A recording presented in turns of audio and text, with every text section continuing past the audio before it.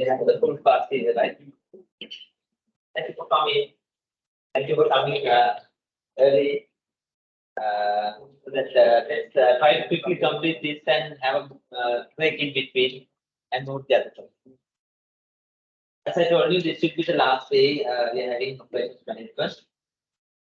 Try to complete the little fun as much as possible so that is tested for the. I mean, hopefully we'll try to cover sufficient content, including the two topics that I have now shared with you, of which the PPT is not with me. I'll try to manage it with the previous PDF documents. I hope you will get them through on month. Okay. Anyway, hope you have this handout with you. At your level, I'll try to finish it within 45 minutes or so. Just to show you what it is, why it is important, and some related concepts. Those are connected online, probably at least one or two. Just that one. This area of operations management,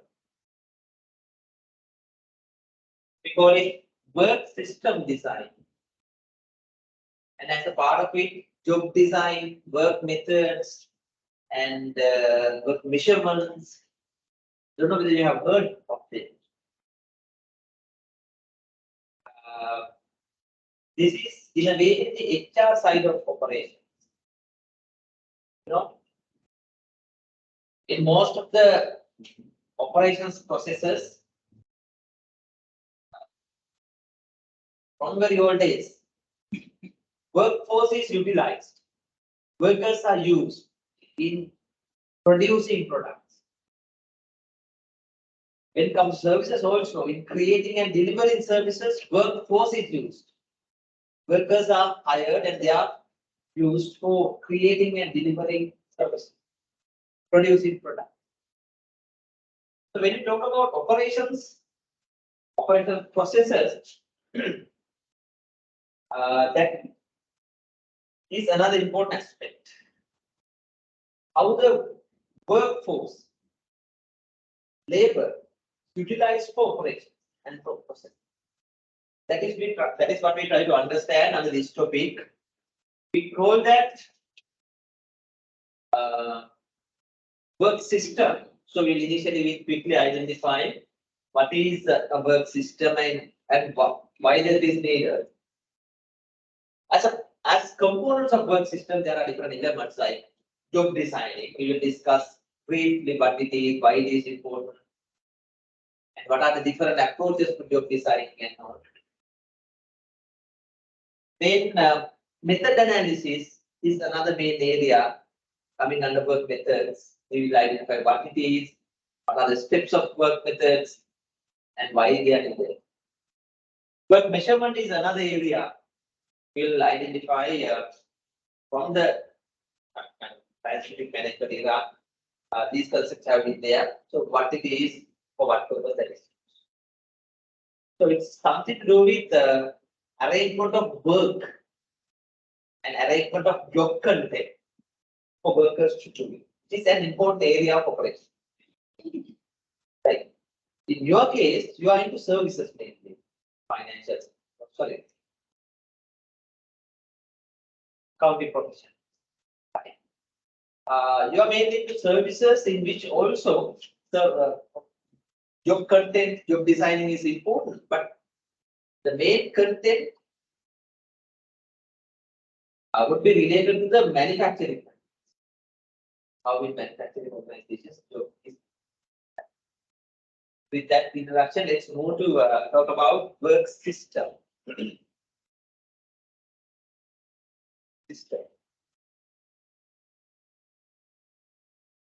Mainly, there are two types of operation systems that you know. One is capital intensive operation systems, and the other one is labor intensive. In this topic, we mainly focus on the second one. The labor intensive operation system, which means labor-intensive operation systems, which means in such operations, there are mainly processes managed through workers.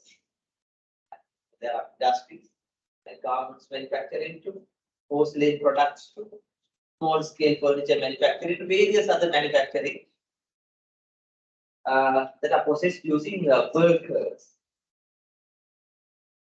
How about services? In creating and delivering using workers than machines, automated process. Is that common?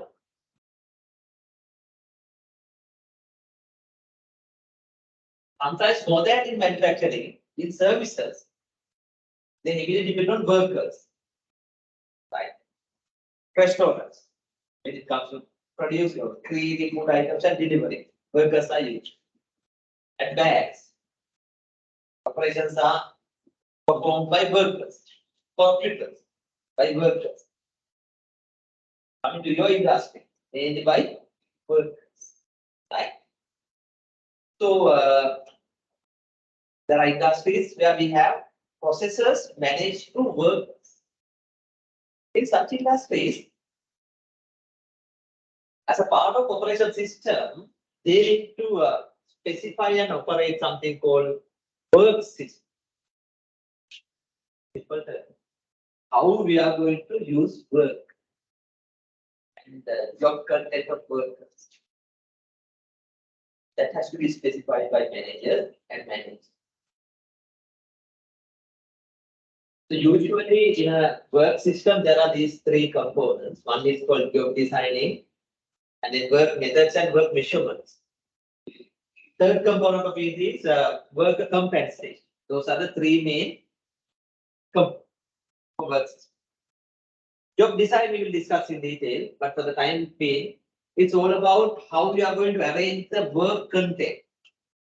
So, work measurements, again, we will discuss in detail. That's about setting standard time for work, which is important in operation jobs. We'll discuss in detail. Worker compensation is all about how to pay for the work. How to pay. Daily, monthly, based on their performance, or to keep them motivated and on how to pay. So these are the three main elements in a work system that out of which we will mainly discuss about the first two. I'm not going to talk about worker compensation here. That is common as we have studied in HR. Have you studied it? In HR, monthly salaries and then based on their output and to keep them motivated and to get maximum amount of output from them and incentives and other things. So the same is applicable here. I'm not going to cover, but the first. Clear? So it's about job, work arrangement, and work methods. Yeah, within an hour.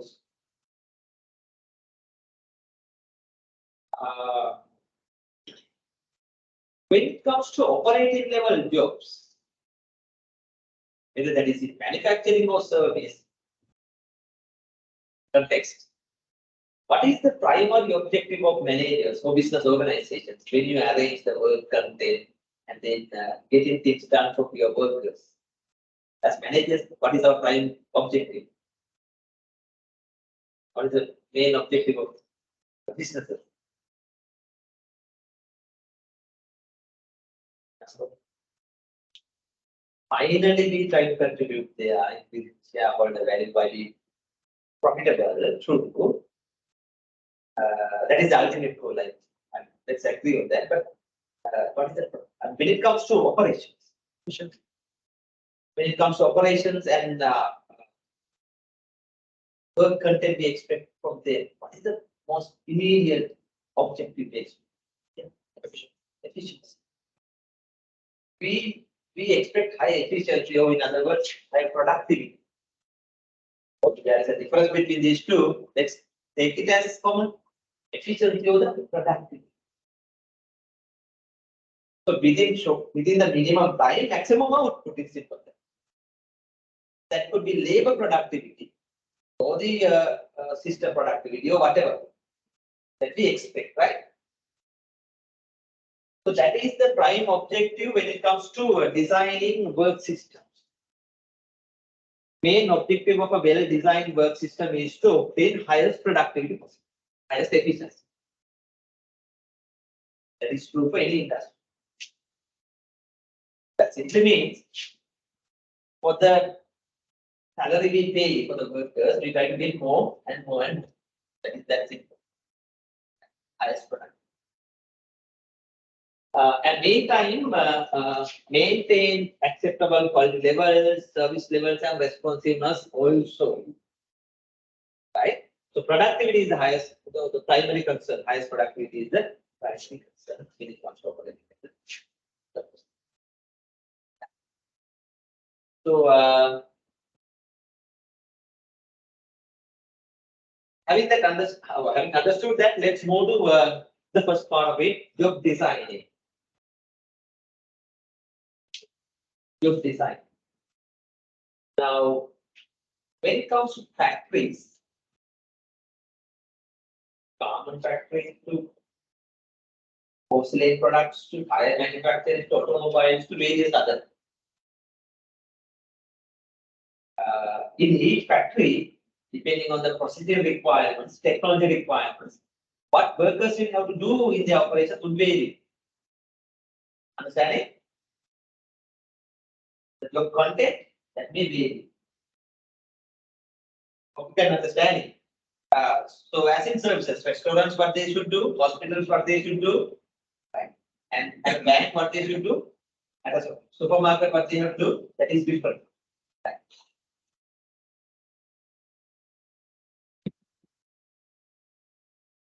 So accordingly, right? I mean, according to the technology, according to the processors and all, in each organization they need to finalize they need to design their work system. They need to design their work system to fulfill the technology required. And one part of work system is job design. You have studied it, haven't you? In HR, job design. It's the same here. What is job design? Job design, as you studied in HR, it's all about meaningfully creating jobs so that you can hire individuals to each job and get the things done for them. So it's all about creating jobs or specifying work activities of an individual worker or a group in an organization. Understand it? So job design is the function of specifying the work activities of a one person, one worker, or a team of workers for an organization, and thereby create job structures. In other words, jobs. Identify jobs. That has to be done purposefully, carefully by managers. Considering what? When it comes to operations, considering the technological requirements of the processors, type of operations they have, okay? And then various other manufacturing related challenges, the jobs should be created. I hope that is clear. Is that when creating jobs from the beginning, during the Industrial Revolution era to date, there are arguments.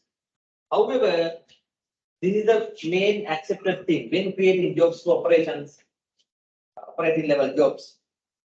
The main objective is to create jobs that fulfill processing requirements and technology requirements and the requirements of the organization.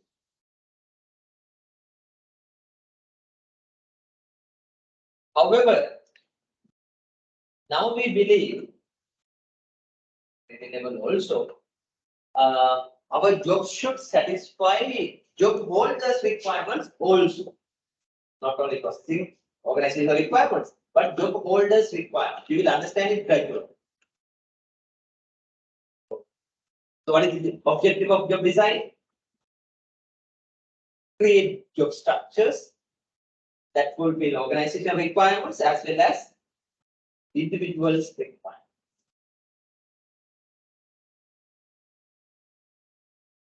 Do this.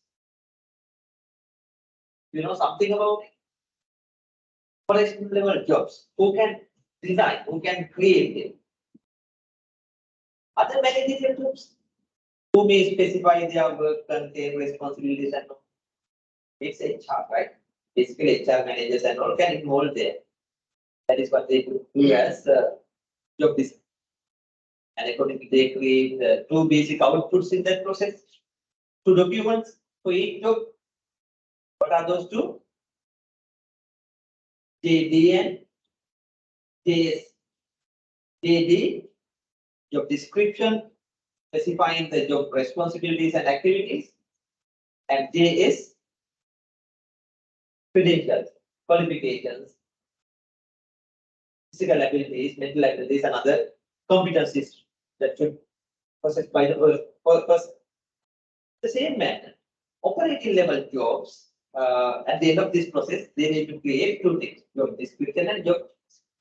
These are for operating level jobs. Can HR managers do this? Very difficult because their knowledge, their experience is limited to key farm. They don't know the technology. They don't know the processing steps. They don't know the machines and the type of work available to each.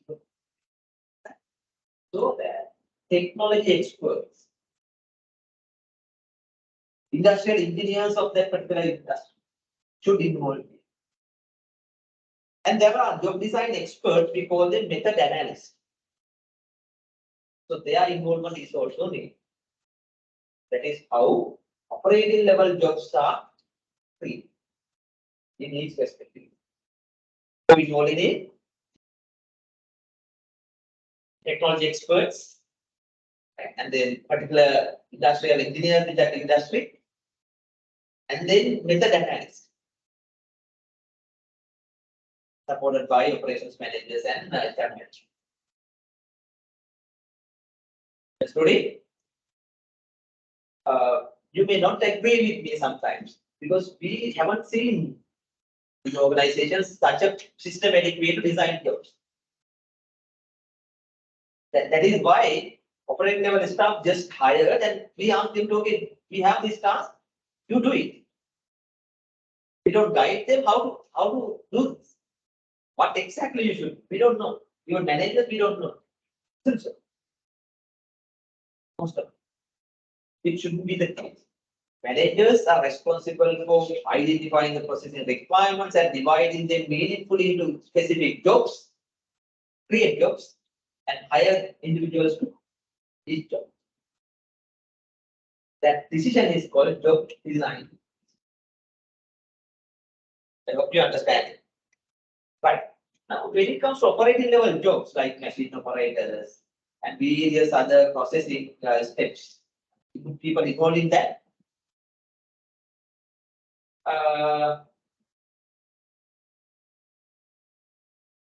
More very as we identified earlier, productivity and efficiency is one of the main concerns. How to get things done faster.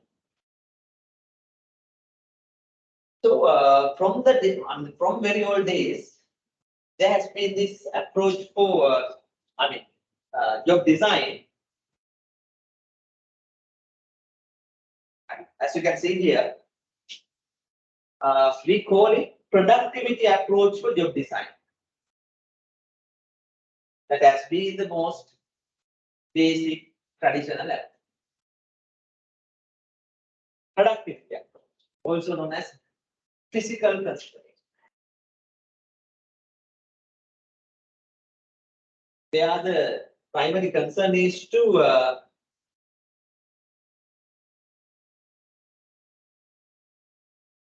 create jobs of which the cost of performing the job is less than the value it adds. What does that mean? Simply means getting more outputs than what we pay for them. Right? You don't get it. Don't get it. Productivity approach. So that is one traditional way, even that is applicable even today. We call it productivity approach control. The primary concern is labor specialization.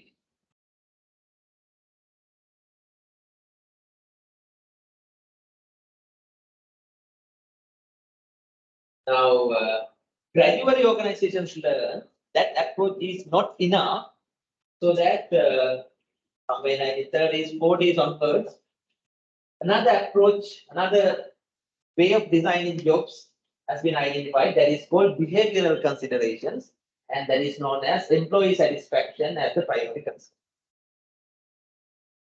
So these are the two main job design approaches that we are going to quickly identify. Now, once a job is designed, they should be able to answer these questions meaningfully. Once jobs are structured, they should be able to answer these questions, especially what question, what the worker should do, task to be performed, where and when, where in the sense which place of the organization this job is there, and location of the work area, when, which time of the day this job is available, and in a processing, which phase of the process this job is coming, should be able to specify. Not only that, job design should answer why question. Why we need to have a separate job? What is the rationale for that? What are the objectives and motivation of the worker? And why we need a separate job for that? Not only that, a job should answer how question, how the worker is supposed to do this job, work methods, and the motivation. Together with that, it should answer who question. Who can perform this job? Physical, mental characteristics of the person who can handle this job. Understanding? So once a job is designed efficiently, they should answer these questions. What's a job? A job is a set of tasks. So within the job, there can be few tasks arranged meaningfully. So a task is what? We consider it as an aggregation of two or more job elements into a complete activity. Job elements, few job elements together, a task. What is a job element? The next level of task, the aggregation of two or more micro motions. What's a micro motion? The smallest activity, smallest work activity that one person is supposed to do. It could be standing on one place, raising the hand, and pointing it to the forward, grabbing some. Each of them are small micro motions. When putting few micro motions together, we get a job element. Few job elements together, a task. Few tasks when combined together meaningfully, that you get a innovation. These are the type of jobs available. Think of a factory worker. Each worker is supposed to do a limited number of tasks assigned to the person. Think of a restaurant and worker working at a restaurant, operating level. Their job comprise of few tasks. So as at your firms, audit firms, associate supposed to complete certain tasks in a meaningful manner. That is their job. To combine a few other jobs, you have some other. That is who should specify? How to specify? That is a major management issue. This topic is all about how to do that. If you are understanding how it happens now, who involves them in your industry? Audit firms, accounting firms. Is there a formal way of specifying jobs, identifying the job content of each job and all? What do you think?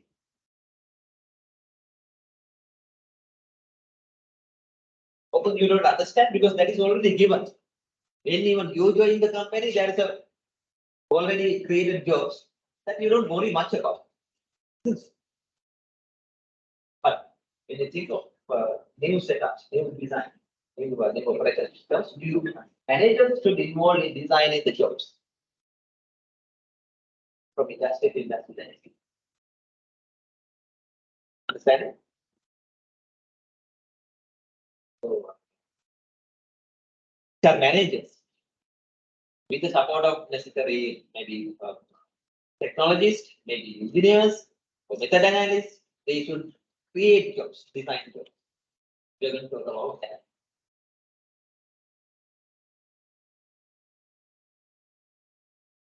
In your own industries, how it happens? Is there a formal way design how to design jobs?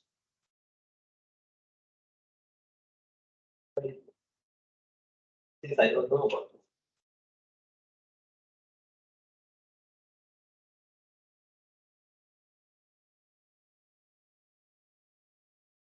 Managers specify like that. Specific for different operations. Depending on specific assignments and all, they decide. Is there a formal way as you understood, as you have understood? Is there a formal way in assigning tasks into jobs? In audit firms. So probably based on their experience, they know who and who can complete which and which task. So just looking at the job type of task available, they put a few things together and assign after you can handle these tasks, and there should be another person who should handle these tasks. So, which is common in other industries also. There's no formal way of designing jobs in most of the. That's a main mistake we do. There should be a formal way. Especially for repeated operations. What do you mean by repeated operations?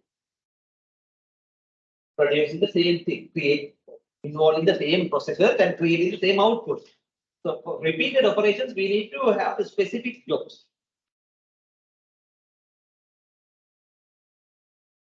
That's all about job designing. For that, there are two approaches. What is the first one? Productivity approach. As the term implies, what is the objective? Get the highest productivity. And what is the purpose? What is the main technique involved there? Well, what we have heard, not only these two, there are other concepts also. When it comes to designing jobs, design individuals' jobs or groups' jobs, there are various different concepts relevant, as you can see here. Right? So one of the main concepts coming from that productivity approach, this and division of labor and labor specializing is one main principle. You know division of labor, right? Where we believe to produce more, have high efficiency, what we should do according to division of labor. Yeah. Segregate duty. Segregate duties. So divide the complete production process into small parts. Division of labor. And assign one worker to one specialized task. Exactly that. So that workers become specialized in what they do, and they can produce more. Their efficiencies. So that is one main technique in allocating work times and as well as designing jobs. That is structure. In addition to that, with the industrial revolution, if you remember, certain management approaches were developed. We call them scientific management era. Do you remember? Initially, S.W. Taylor, Gilbreth, William and Franklin Gilbreth, and there are some other experts, gurus, especially industrial engineers called Ford. They involve in developing a scientific way of doing things. How to get the highest productivity. So those concepts are used even to date. Then creating operating environments. Repeated those. Division of labor and labor specialization. It's a primary structure. Understanding? We call it productivity gap. However, now we see some other approaches also. But productivity approach is all about higher productivity. Now, we call it physical considerations in job design. You see various different techniques they have used for that. Especially, they depend on motion studies. I've heard of it. In manufacturing operations, they are learning how workers are performing tasks and then improving them with the support of motion studies. Motion studies. Have you heard of it? Probably not. It's simple way like they go to the factory floor, well-trained method analysis. Initially, the Gilbert, Littang, and the Lillian Gilbert perform these tasks. They go to the floor and observe what workers are doing. Sometimes they videotape and then analyze what and what tasks are efficient and what tasks are not efficient. And then eliminating all these inefficient tasks, they recommend workers that this is the best way to do it. Don't do all the other inefficient techniques. You just follow this scientific way of doing things.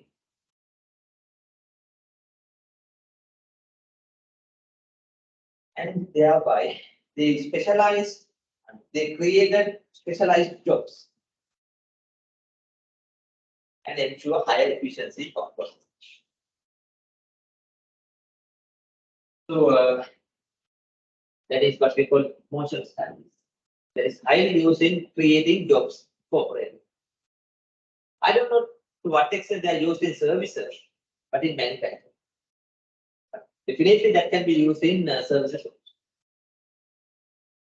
There are other techniques like work physiology, a scientific way of inquiring or studying how workers can know, workers can work for long hours by arranging the work according to the work rest cycles. Work rest. So that these operating level jobs, which require a lot of physical energy, can be performed longer time. And at the same time, techniques like method analysis and then work measurements and standards. For each and every repeated job, they try to set time standards. We'll discuss in detail later. So that workers are supposed to complete their task within the standard time. They can't operate beyond. They have to complete it before the standard time and meet the production targets accordingly. And then, of course, these motion studies help organizations now, because in motion studies, they pay attention to various different things. In fact, these three aspects, like for motion studies, one is called efficient use of human body. And second one is called efficient arrangement of workplace. Third, efficient use of equipment. So thereby create jobs that are more efficient. Efficient use of human body, they talk about how to simplify the work and arrange it as rhythmic and symmetric work so that the workers can efficiently engage with the job. Simplify. When the work is simple, workers can perform them fast rather than little more complicated tasks. What we mean by rhythmic?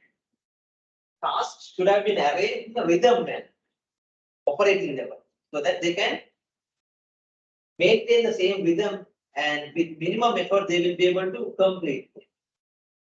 Symmetric balance so that Energy can be preserved for long time.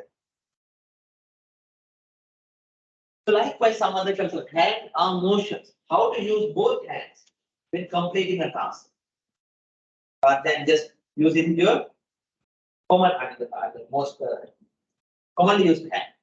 How to use both hands, simplify the to relieve the hand pressure, stress, arm stress, and then how to employ the full extent of physical capabilities rather than just doing minimum tasks like within the limited space. How to use the space here, full extension, complete the task and minimize the error.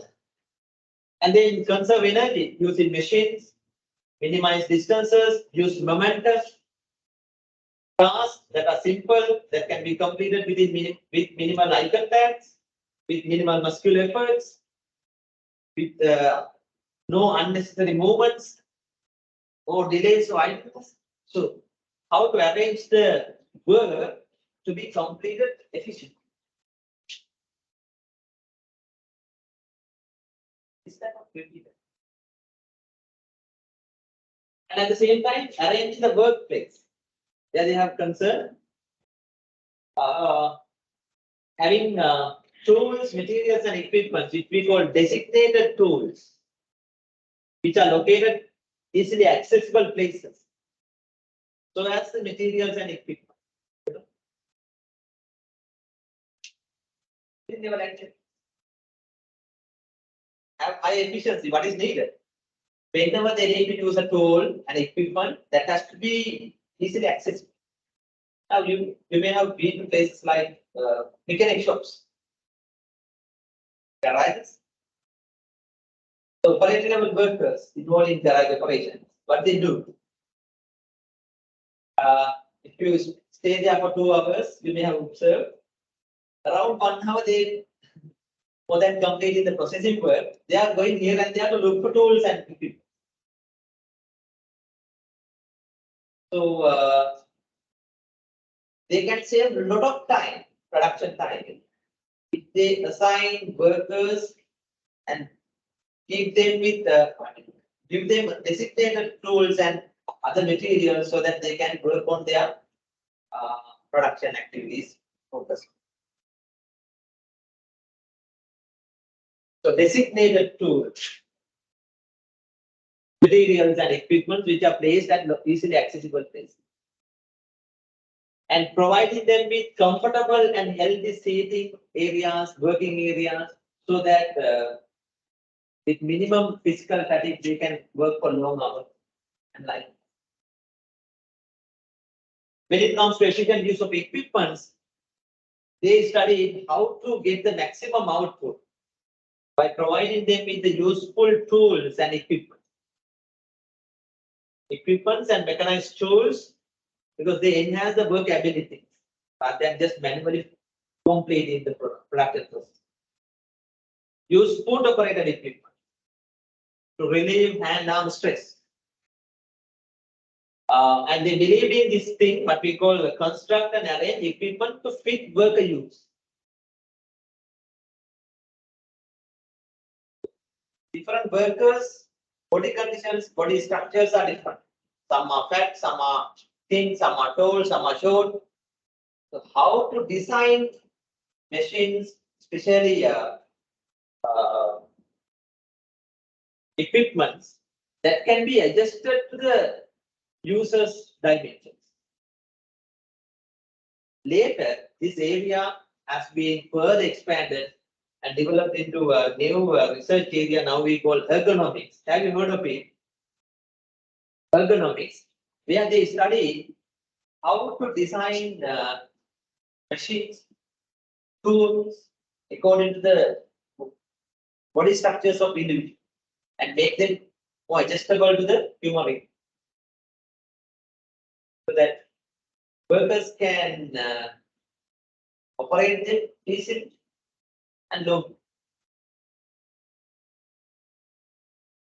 So concepts like those have been used in physical concepts and thereby created repeated highly efficient works. even then, this is the most popular approach for designing operating level curves. Especially in manufacturing, but in services also.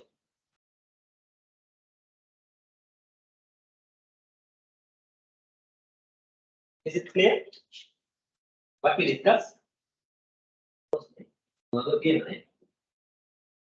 we discussed? Yeah, we discussed about this job design. What is the primary focus here? How to get highest productivity from our operating level workers.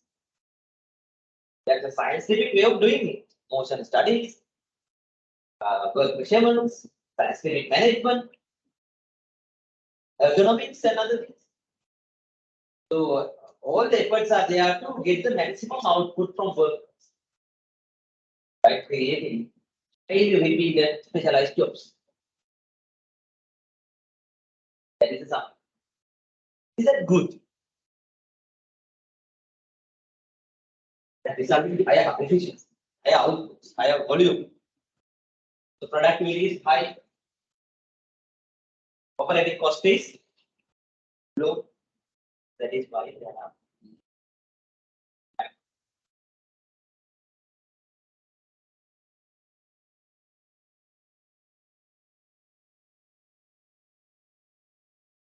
There are many advantages with specialized jobs. Especially for the organization, there are many advantages from the management side. Not only that, for the workers also there are advantages. What are the advantages for management with highly specialized jobs? They say readily available labor. Is that true? With specialized jobs, labor is readily available because one worker is doing only limited tasks. When one worker is not there, it can be easily replaced with another worker. No. Should they worry about more training? No, workers can be given on-the-job training. Within few hours of work, they will learn how to do it. Minimum training required. The salary we pay, that is also reasonable because for the output we pay. Only if they produce, we pay. And productivity shows. For the workers also, there are many advantages with such specialized jobs. We call them minimum qualifications required. Credentials. Responsibilities are very limited. They know they'll have to do only limited tasks throughout the day, and that is done. Isn't so? They're happy. Limited responsibility. Mental efforts are minimum mental efforts are needed. Sometimes without looking at them, they do processing task and they finish it. And they can also earn reasonable salary. So that is why efficient jobs, specialized jobs are acceptable. However, gradually, not only workers, but managers also observe that there are some issues. You as a person, as a kind of operating level person, do you like to get such a job and do the same thing throughout the day, throughout the month, throughout the year? Repeated, highly specialized jobs. Person don't like. The companies may prefer highly specialized jobs, but when you work for few days, few weeks, you feel like very monotonous, fed up. You're not so happy about the job. That is not only factory work. That happens to. How many of you are fed up with the same repeated nature of your work? Very boring, monotonous. So what happens then? When your job content is very boring and monotonous, what happens? Yeah, as a result of its productivity, in the long run, that reduces drastically. And are you happy about the job? We are not happy. Be frustrated. That happens to anyone. Right? So those are the issues with these highly specialized jobs. From workers' side, there are issues like boring, it's boring, and little growth opportunity. They do only one task throughout their life. Now the situation is much better. During at the initial phase of 20th century, a lot of issues because everyone believe factory workers in Europe, US, Russia, they believe in these concepts. So factory workers like a lot of issues. No any other opportunity. They will be paid for what they produce. Little growth opportunity. Little control over the work they do. Little room for their initiatives and little intrinsic satisfaction. They are not happy about the job. As a result, they are less motivated. For the management also consequently, there were some issues like this. High absenteeism. Employees are less motivated. They don't come to work. Sometimes without informing, they stay at home. High turnover agents because the employees are not happy about it. They are not loyal, they are not happy. Then they'll have to hire more new workers and train them, keep them. Scrap rates are higher, meaning now one worker is doing only one part of the product. So no one is responsible for the quality of the full product. So that scrap rates are higher. And when I see when I explain this, you must be able to see it in your own industries, in big firms, at audit firms. To get things done efficiently, what we have done is use of division of labor and specialization. So what are the positive sides of it and the issues with it? Grievances, employee grievances are filed from management cases. So businesses gradually learn that productivity approach is useful, but not enough. We need to find a way to keep workers motivated. What to do? Then they gradually conducted some researches and all, and they understood workers are human beings. They should being treated like human beings. They are not machines or robots.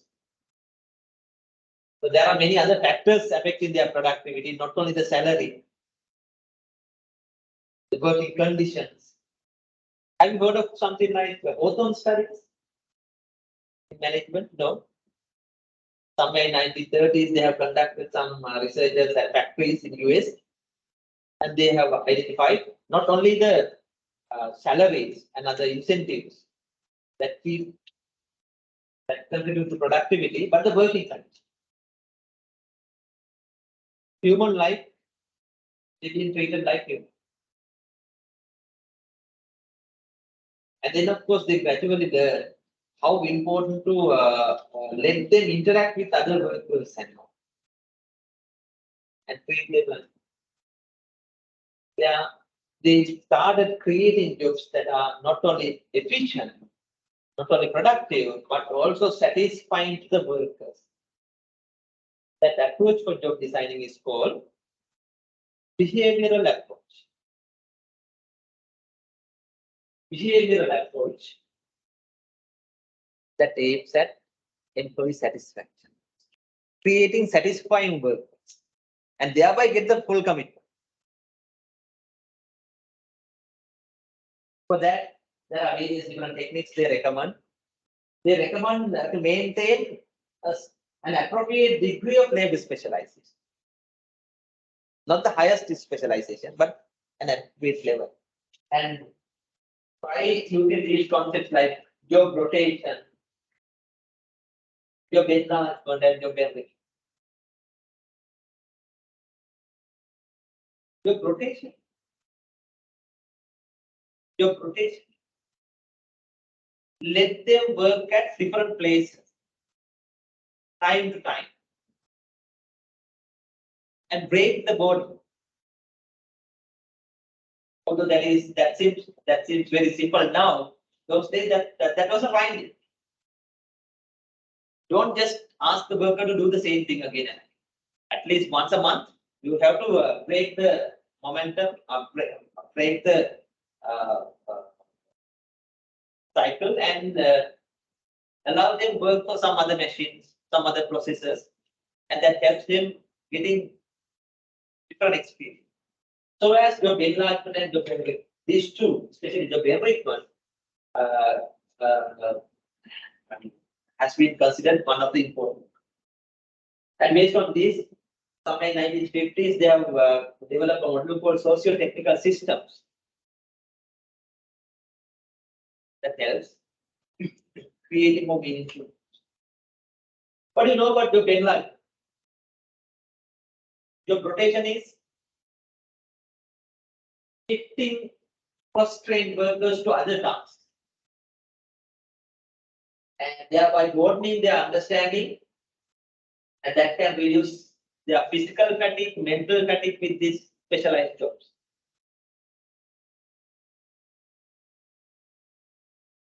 You as managers, in your own industries, you'll have to try this to get the maximum in a way, to minimize the boredom and also to get the maximum out from your work.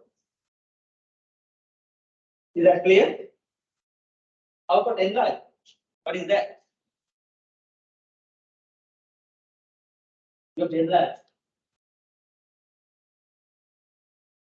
What is that? So as you can see here, adding few more tasks, similar type tasks to the job content of the work, having enlarged. What happens then? Because it's horizontal expansion of the job through increasing the scope of the work. So then they feel like they are given more responsibilities and not the same repetitive type work, the relatively little lengthy work that makes a meaningful contribution to the product. Then they can see they are doing some meaningful work. That's important for a worker. Not highly specialized, but sufficiently. What is job enrichment? That is little different from enlargement. What is that?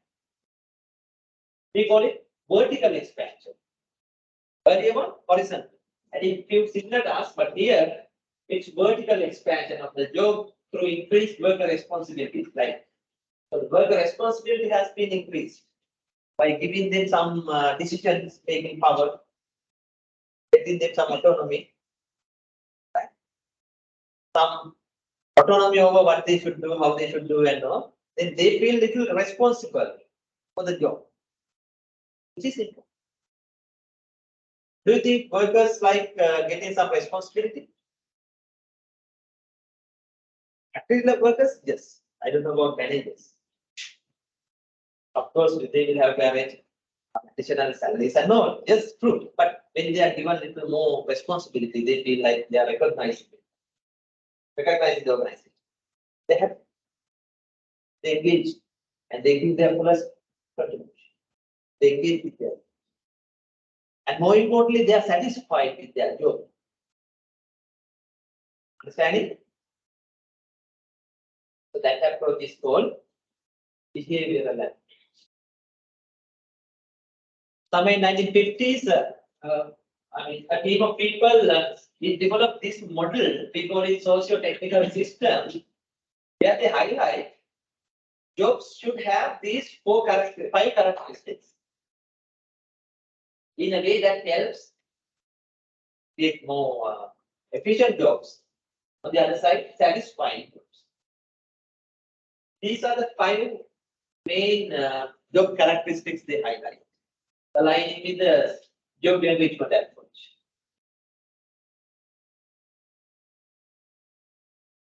They are called having task variety, skill variety, feedback, task identity, and task proportionality.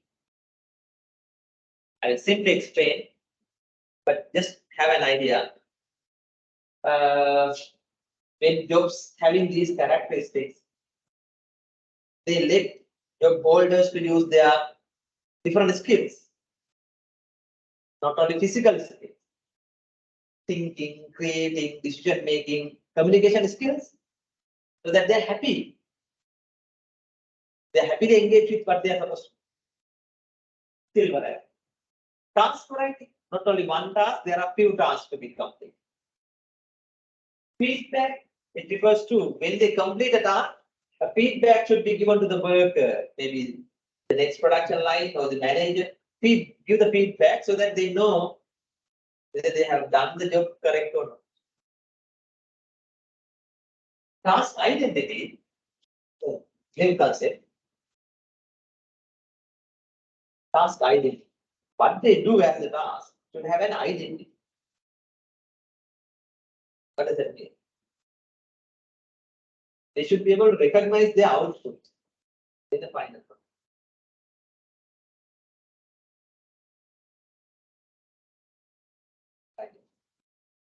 Task autonomy. They should be given little freedom to decide what they should do. So then that helps satisfying the work. Satisfying. So this will help you getting a simple idea about. At the moment, we don't understand the importance of it, but by then that was a huge development. Now I have to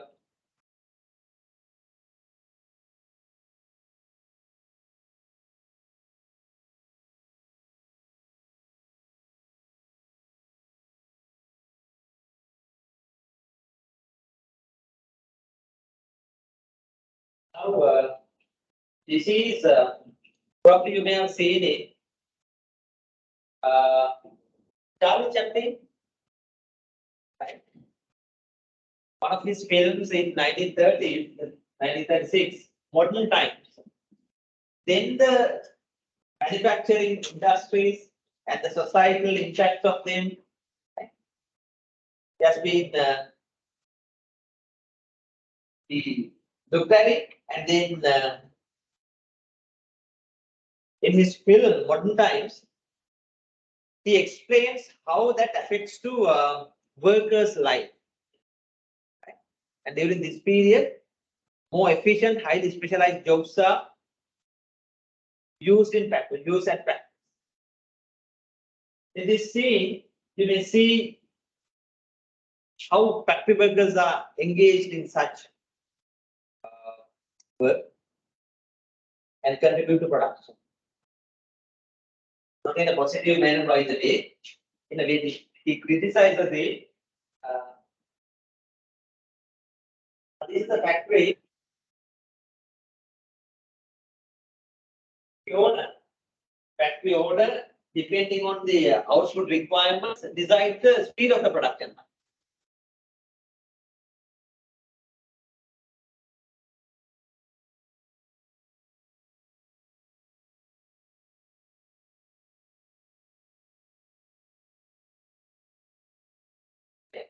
So according to the speed will be set, then see what happens to the factory workers.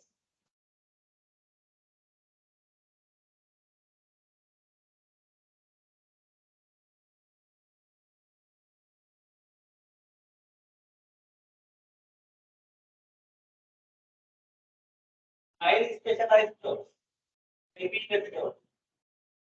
One person is supposed to do only one specialized job. Supervisors are specializing to expedite the production. Factory workers are fed up with the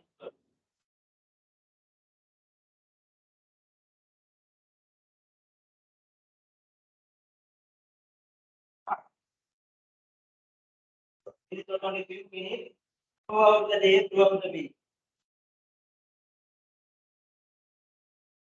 Basic.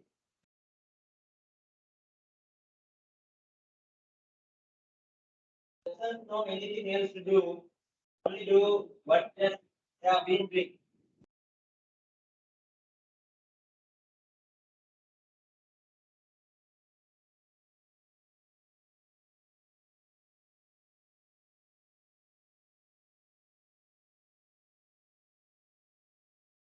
Basic because of the work content.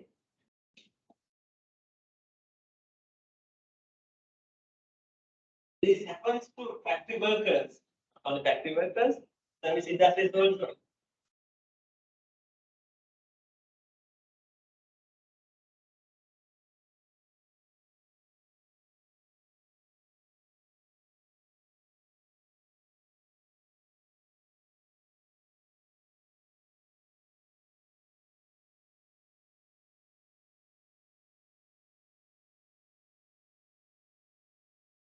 In simple terms, it is crazy.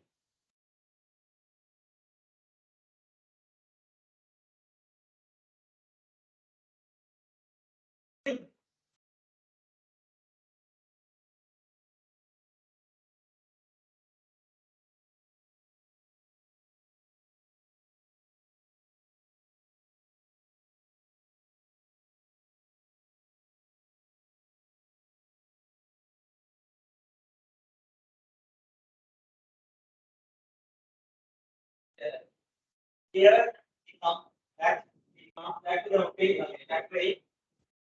Uh,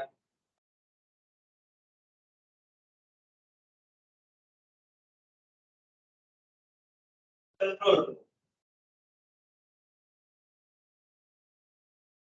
He is no longer satisfied with the job and all, like many other factory workers. So it is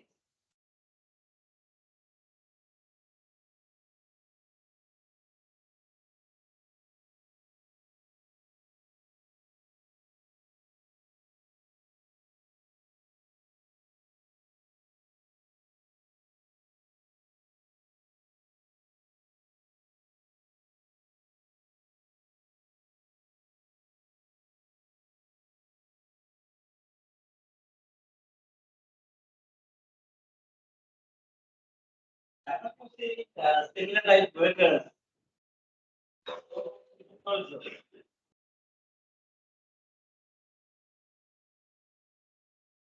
really,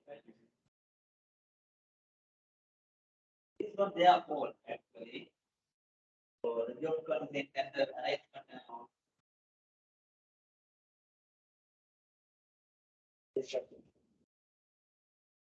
Now, yeah, we'll have a quick look on this video also, part of it at least. This is the same movie. So now highly specialized jobs, right? Highest productivity. That was the concern. So in this scene, there is a feeding machine designed by another company that is to reduce the lunch break given to the workers. Right. So this feeding machine, workers will be connected to these feeding machines, and the machine will look after the feeding, and thereby minimize the lunch break time and improve the productivity.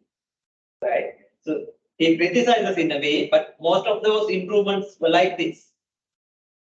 Considering workers as machines, robots, this is not the case. So unfortunately, for this experiment, for this demonstration, also the same person that is Charlie Chaplin has been selected. So let's see what's going to happen. He is selected for the demonstration. And not taken lunch yet. Then he is selected for the demonstration. Worker is connected to the feeding machine. This is an experiment. Productivity improvement. This is a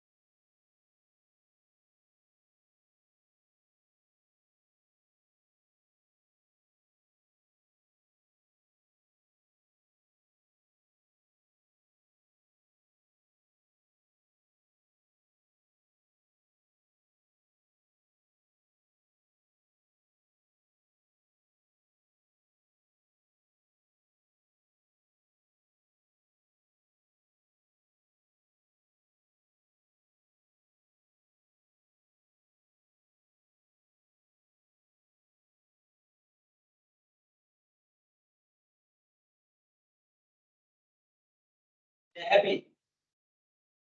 The machine is operating later.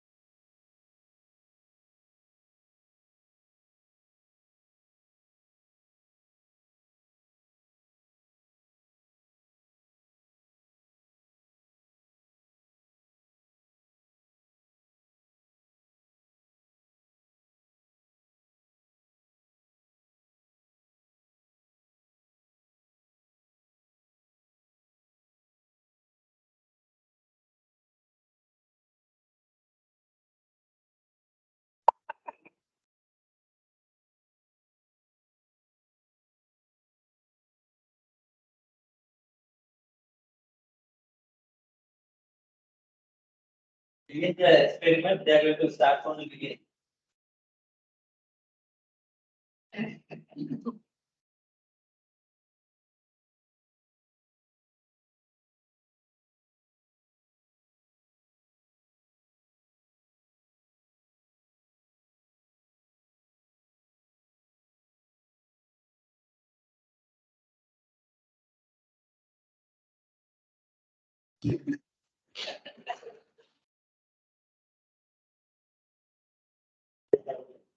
So we'll stop it there.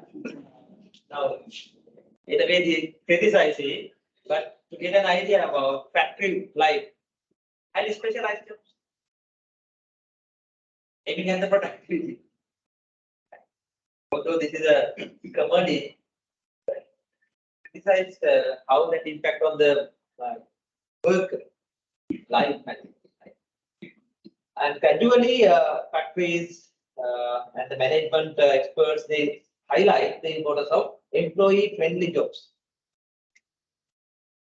So the jobs, when they are designed fulfilling the employee requirements and all, employees become more loyal, more satisfied and loyal to the organization. So that jobs should be created in that manner.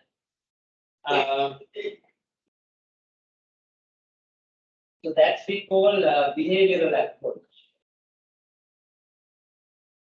That we call behavioral approach. Especially these type of frameworks help doing that. Especially now, when we try to match with these job characteristics using these job design techniques, like combining tasks, forming natural work units, establishing client relationships and all, so that we can create more meaningful jobs having these characteristics.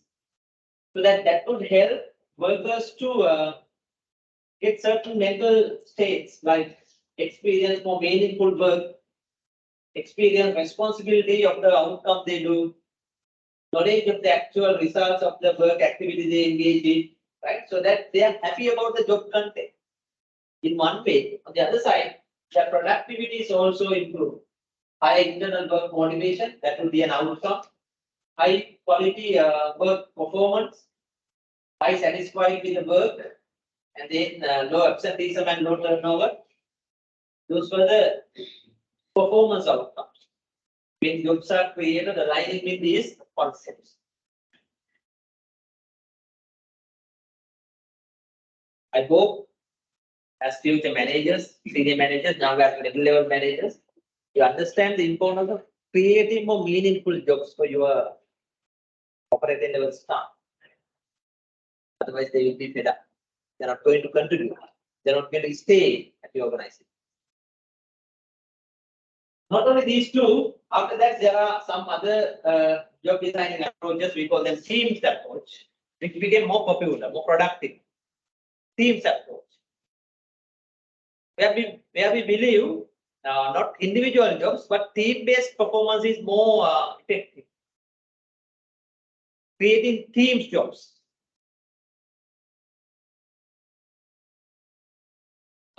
So that there can be different levels of teams, especially different types of teams. Now we talk about self-managed teams, but problem-solving teams, special purpose task forces, and the self-directed or self-managed teams. That helps organizations to have better self-directed teams. So the job expansion gradually expanded from specialized jobs to enlargement to enrichment to empowerment. Now self-directed teams. Like in your own industries, right? In your industry also, self-directed teams are utilized, used heavily. Project team may decide a lot of things about what they do. So you are free to decide. Sometimes you are free to hire associates and allocate the work among the members and how you are going to complete things, when you are going to complete things. Given more freedom to the team, isn't so? So that is unlike highly efficient, productive jobs, but more satisfying jobs. On the other side, work is also satisfying. In addition to that, some other approaches.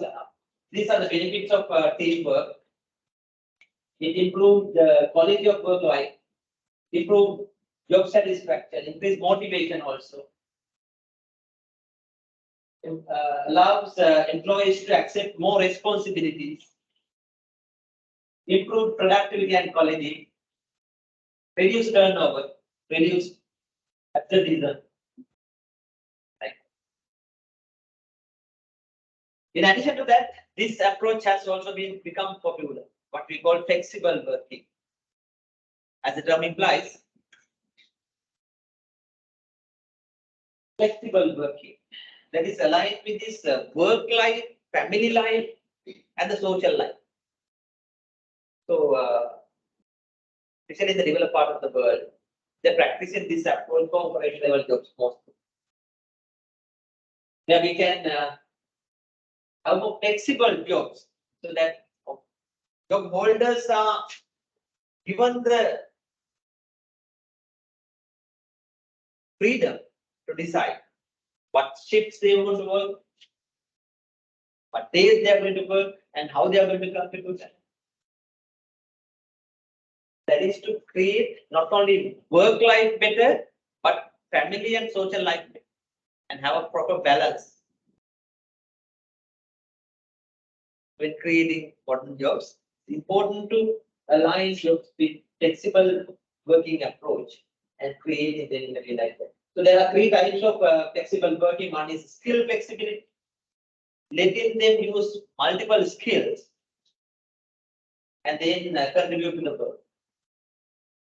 Time flexibility, letting them decide which time they are going to work.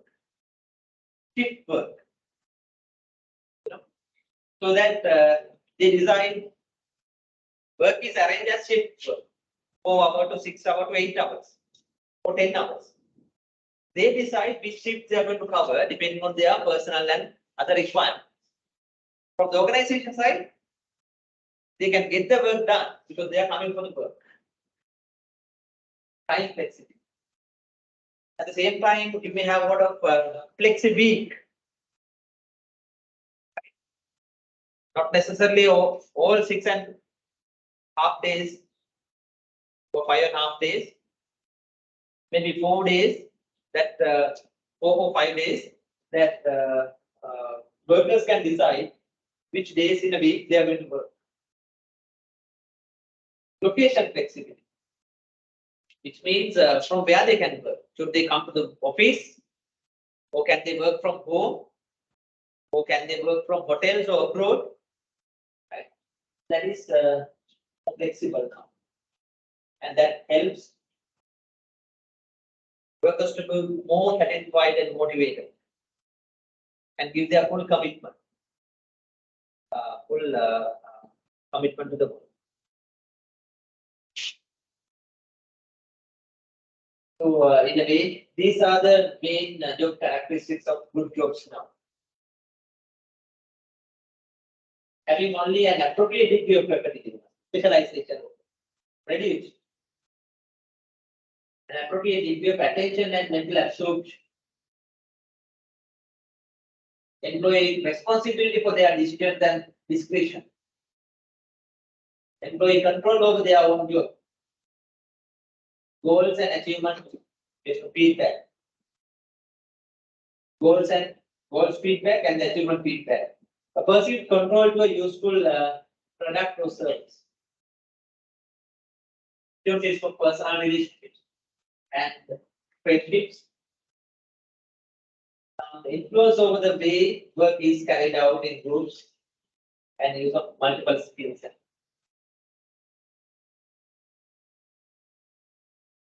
So that is how.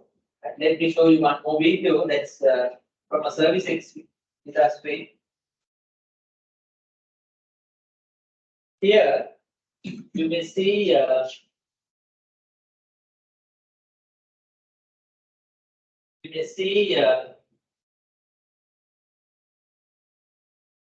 some incidents, some activities that a medical laboratory technician in a foreign country. This is from New Zealand. So medical laboratory technician and operating level jobs. What type of job they are supposed to do? And meantime, you can think of various different job design concepts we discussed. Efficiency oriented, employee satisfaction oriented, flexibility, team approach, and various other. And check whether you can see them in this job.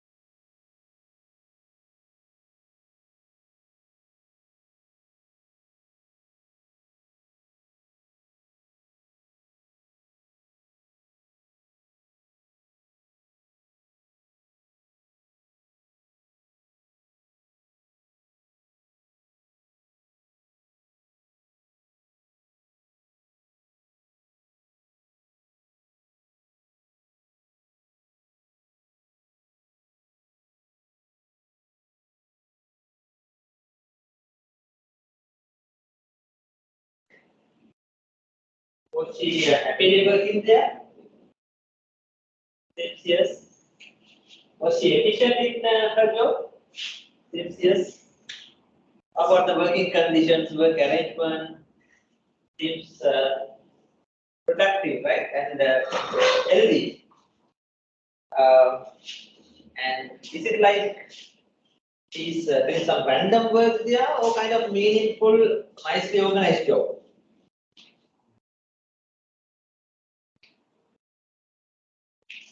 So depending on the requirements of that business, that operation, they have created different types of jobs and then assigned to different workers. It is done the operational work in a more meaningful manner, efficient manner. So in a way, operations are done and their workers are. So will you be able to learn something from this topic used in your jobs, especially to create more efficient and meaningful jobs for your operation level staff, and then, in other words, having an efficient job system.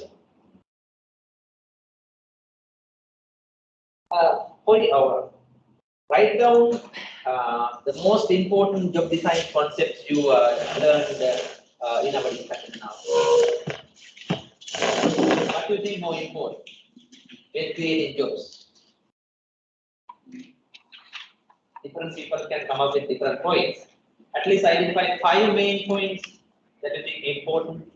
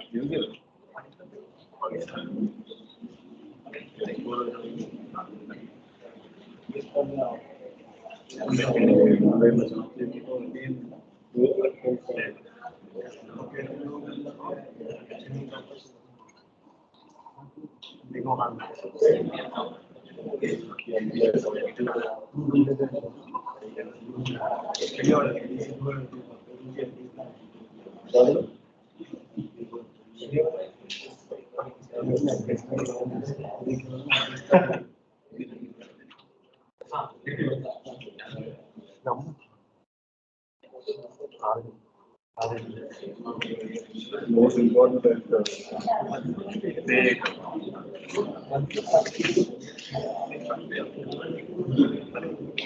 job designing करना होगा उनके important consider most important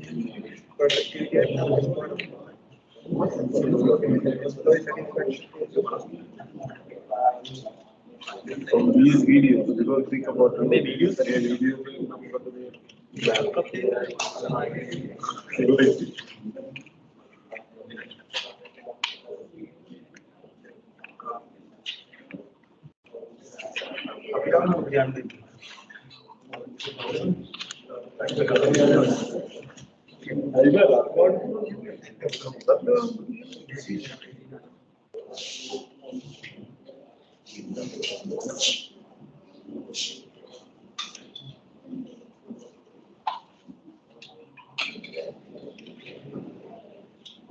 But you're writing down.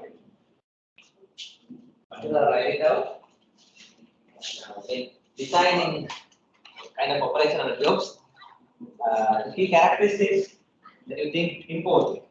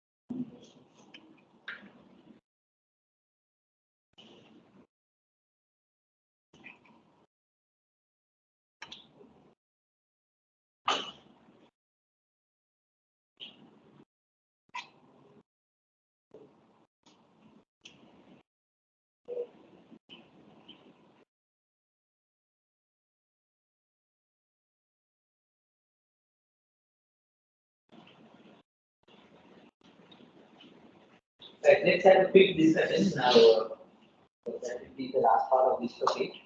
The other two areas I mean. Now, this is about what we learned during the last 1.5 hours or so, about 1 hour, 1.5 hours.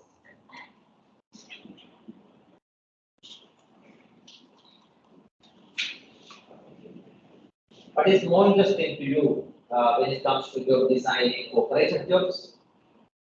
There are different approaches and techniques we identify.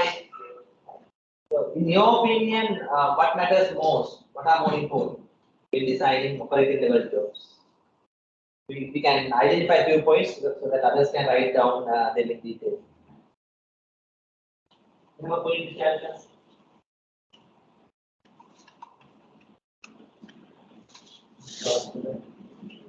Task variety, you think that is an important thing when it comes to operating on jobs. Task variety means not only one specific, highly specific task, but few more different types of tasks. What are the advantages then? Then the worker feel like they are contributing to a meaningful something. Right? It's not so monotonous and boring. Right? And they can use different skills when the tasks are different. Great. The task variety is an important concern. Highly specialized one task. Keep that in your mind. Great. Worker satisfaction with what? With the job content is important. Not just the efficiency or the productivity and efficiency is anyway important. That is the primary concern of any operations manager, any manager, any organization. Should be anyway there, but we should make sure our job content satisfying the worker also. By just paying them or by other means, we cannot ensure the full job satisfaction. Job content should satisfy. That's what we call intrinsic satisfaction. Job intrinsically should satisfy the worker, then only they engage with the job. Continue.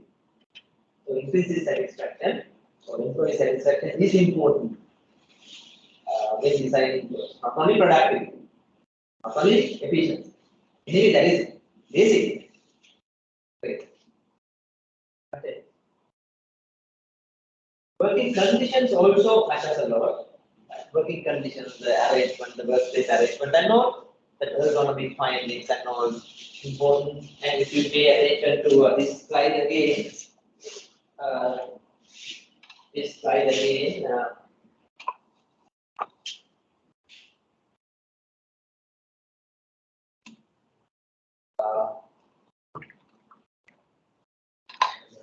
designing the work environment is part of your design. I mean, the work system design.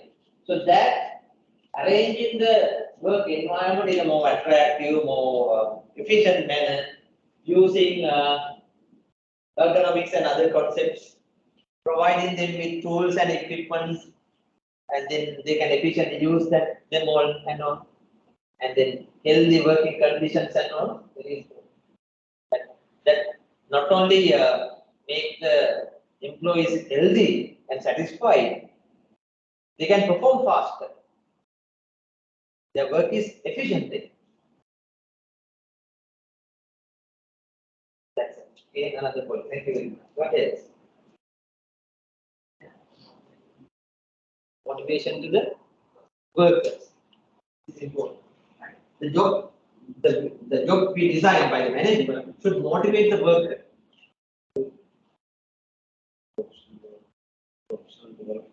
Personal and professional development.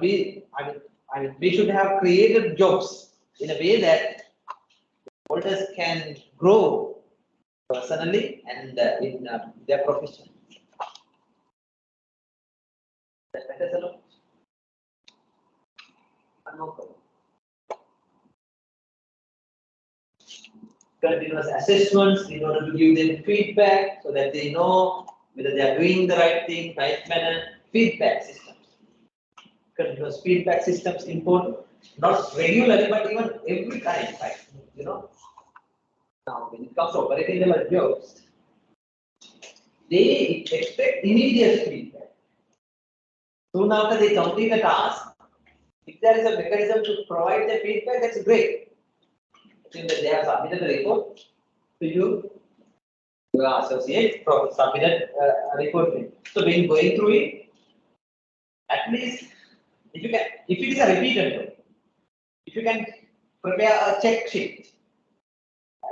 So you let the associate to complete the checklist before handing over the report to you. Right. Whether they have completed these areas that covered all these aspects.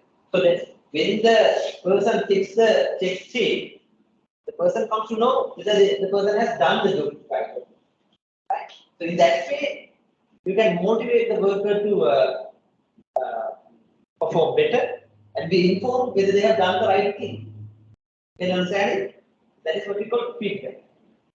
Could be a check sheet, or after submitting, you go through it and give them a quick verbal feedback.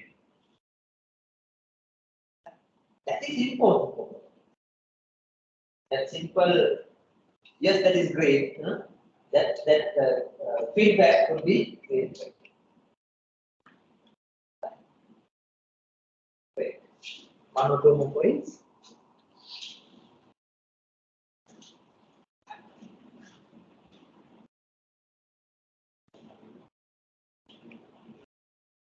I think the first part. Job hierarchy, okay. Okay. For 18 level, yes, job scope. What we call it, reporting, job reporting and other things, right? Reporting line, and that should be clear and straightforward. That should have been arranged as, at appropriate manner.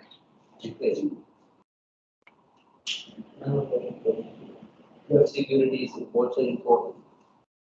Job security, safe working conditions also. Like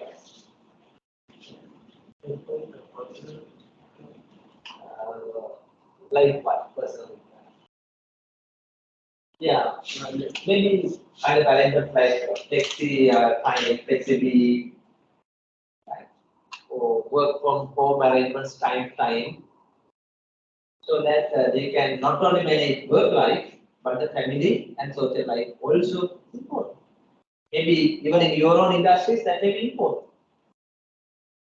But especially during the training period, everyone knows that how tough that is. That in a way reduces number of potential candidates in future.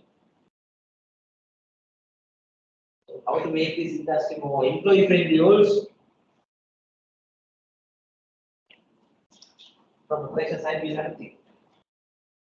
And of course, providing them with the most required skills, training, and tools, especially nowadays, various different apps, computer tools, and then the computer devices. For them to complete the task, efficient and productive. Is that important? Providing them with the training.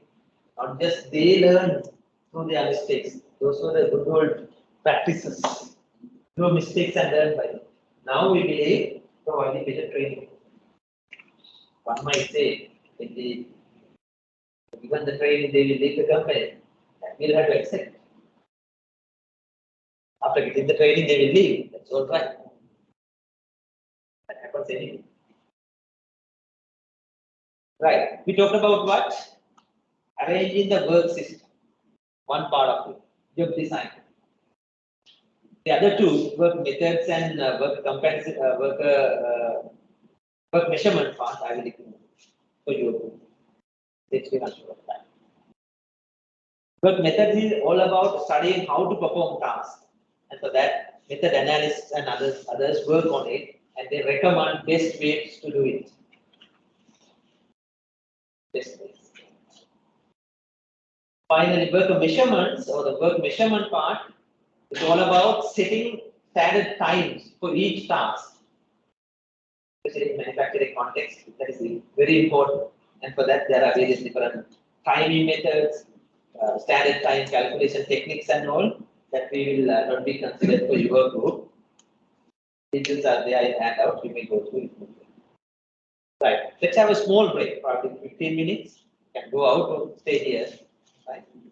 And we'll start by 2:45 and quickly cover within 1 hour or so, 1 or 2 more. Probably one area divided into handouts. That's also very brief, man. I will show you only for We'll start around 2:45 then and try to leave early.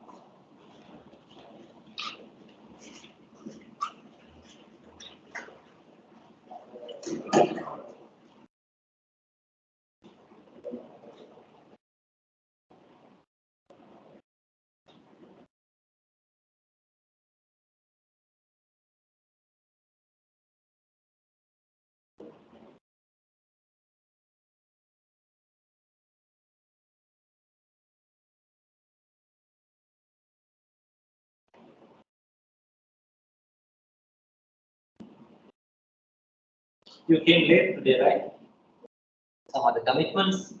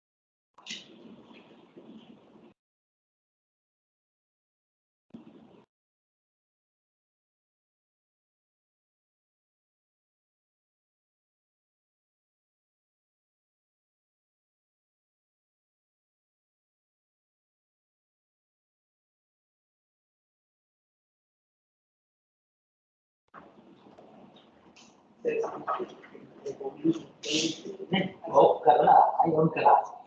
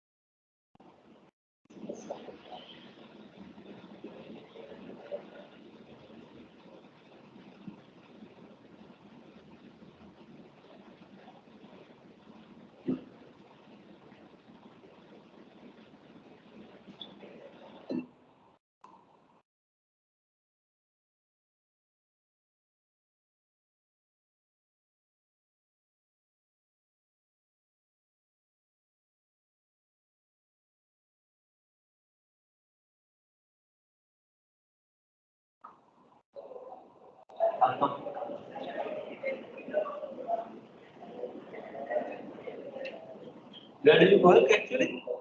Hello? Where do you work? Close.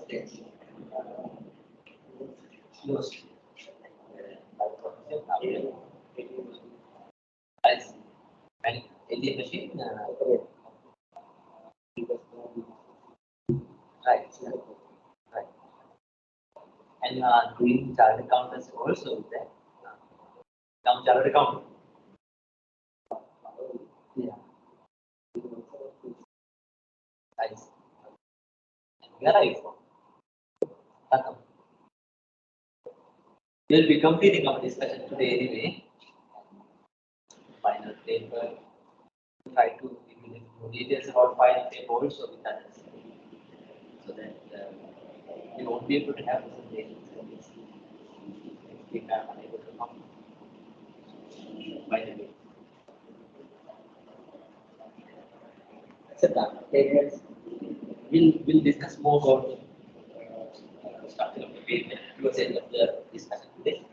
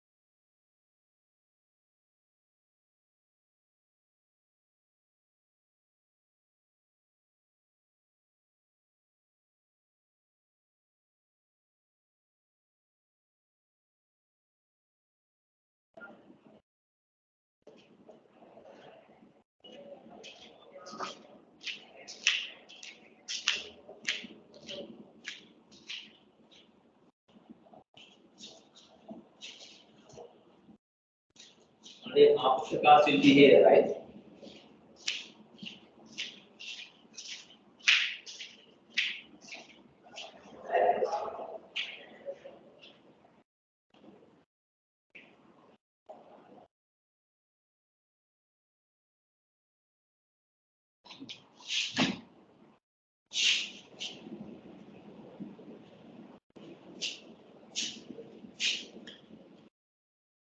Is that attendance here?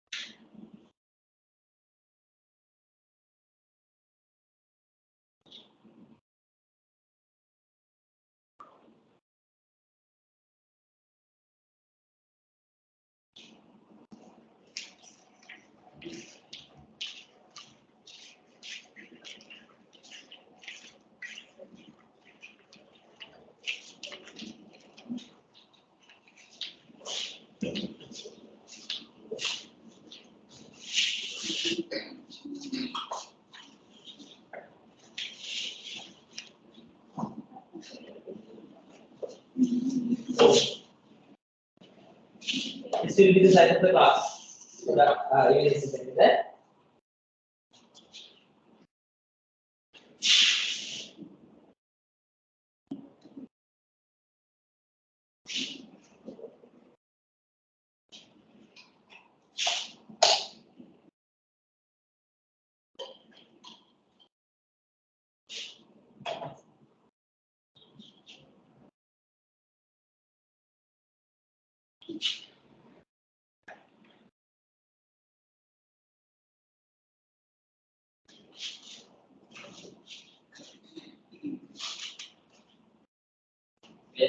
Just ignore the group number here. Because, I couldn't find the PPT. Same topic. Sorry, I didn't want to make it again and just use the same PPT. I will not discuss everything here, but we'll show you how this is linked to operations management. Right, it's only half of the class. We are going to move the last part of the subject. And if we don't, you're here. I thought you don't have left. Good to see that.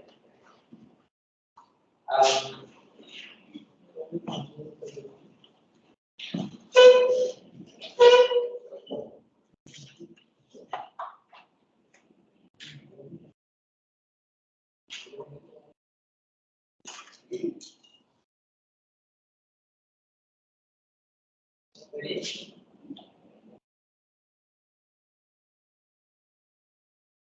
I'm not going to explain everything here under this topic, but we'll show you how important this topic for operations management, and then some of the key techniques that you must be able. This area of operations management, we call it production planning. It should be topic number 11, right? I told you. Just ignore the group number and the topic number here. It should be topic number 11 for your group. Aggregate production planning. And together with that, we will also discuss the next level of planning, material requirements planning also within 1.5 hours, no less than 1.5 hours time.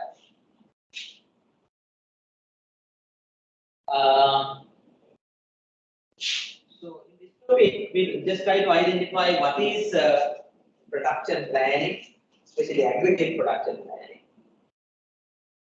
Identify what are the elements in an aggregate production plan, and what are the different types of costs they consider in preparing aggregate production plans, and what are the different main approaches, strategies available for production planning.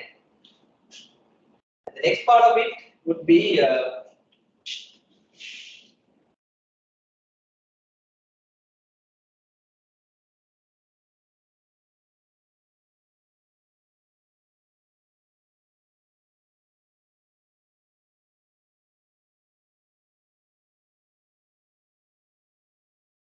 next part of it would be topic number 12, that is on production scheduling and material requirements planning. These are the two related activities in production planning that you must be aware.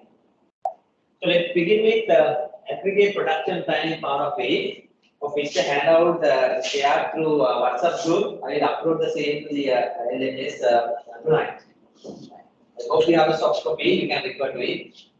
Now, have you heard of it? Production planning. What is it? So, especially in manufacturing industries, production planning involves a series of planning steps that not only operations managers, but there can be other people, other department heads and the mid-level managers involved here to decide how they are going to match the market demand of their product portfolio. Sorry, right. So they need to decide how they are going to meet the market demand. and accordingly how to arrange the supply. Otherwise, what will happen? When the market demand is there, they won't be able to supply. For that, there are different production planning activities. In fact, aggregate production planning is something to do with intermediate term planning. That is for 3 months to 18 months usually. Beyond that, we call it long-term production or long-term planning, for which not necessarily the production managers and others involved. It's the top management involved in making such long-term plans like facility location, capacity planning, and various others. But when it comes to aggregate production planning or intermediate planning, mainly the operations managers and other related experts like marketing and sales involved. So this part of planning, also known as sales and operations plan. Sales and operations plan, SOP, SNOP. Have you heard of it? And accordingly, moving to the next level, that is production planning and budgeting. And accordingly setting employment, inventory, subcontracting levels and other things. And accordingly identifying the required materials and all likewise. Right? So we are going to talk more about this part of it. And that sets the guide, that sets how short-term plans should be taken, that is less than 3 months time. Sales and operations plan. Depending on the industry, whether they are catering to B2C market or B2B market, you know. B2C, business to customers. B2B, business to some other business organization. In manufacturing, depending on the market segment, how these sales and operations planning would take place will be different. But essentially, for this decision making, sales and marketing should involve together with production. As a team, they should decide how they are going to meet the market demand for next 3 to 12 months to 18 months period. It's a joint decision.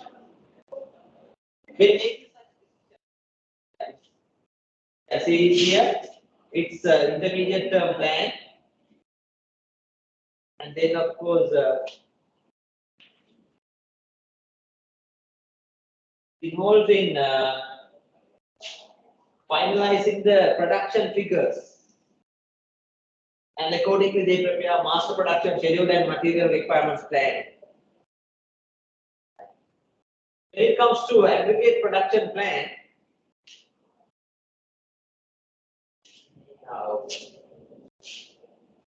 a business may have different products they produce. Munching, various different biscuits categories. That is one product, SB. Then there are cakes categories, tiara, and various different sizes of it. That could be another category. Likewise, each business may have different product lines or what we call product categories. So usually aggregate production plan involves in specifying quantities for those categories.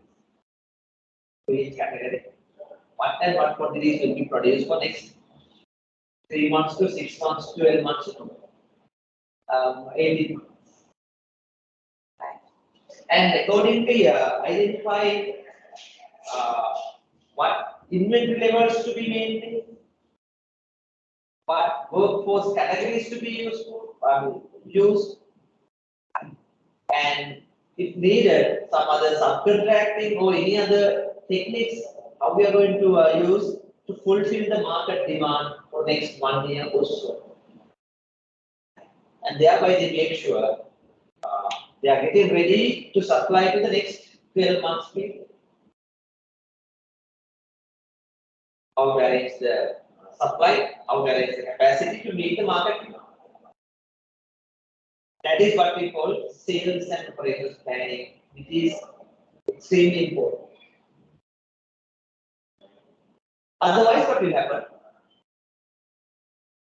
Otherwise, when the market demand is arising, they won't be able to supply, and as a result, there can be product shortage. A factory cannot quickly respond to market change because their capacities are limited.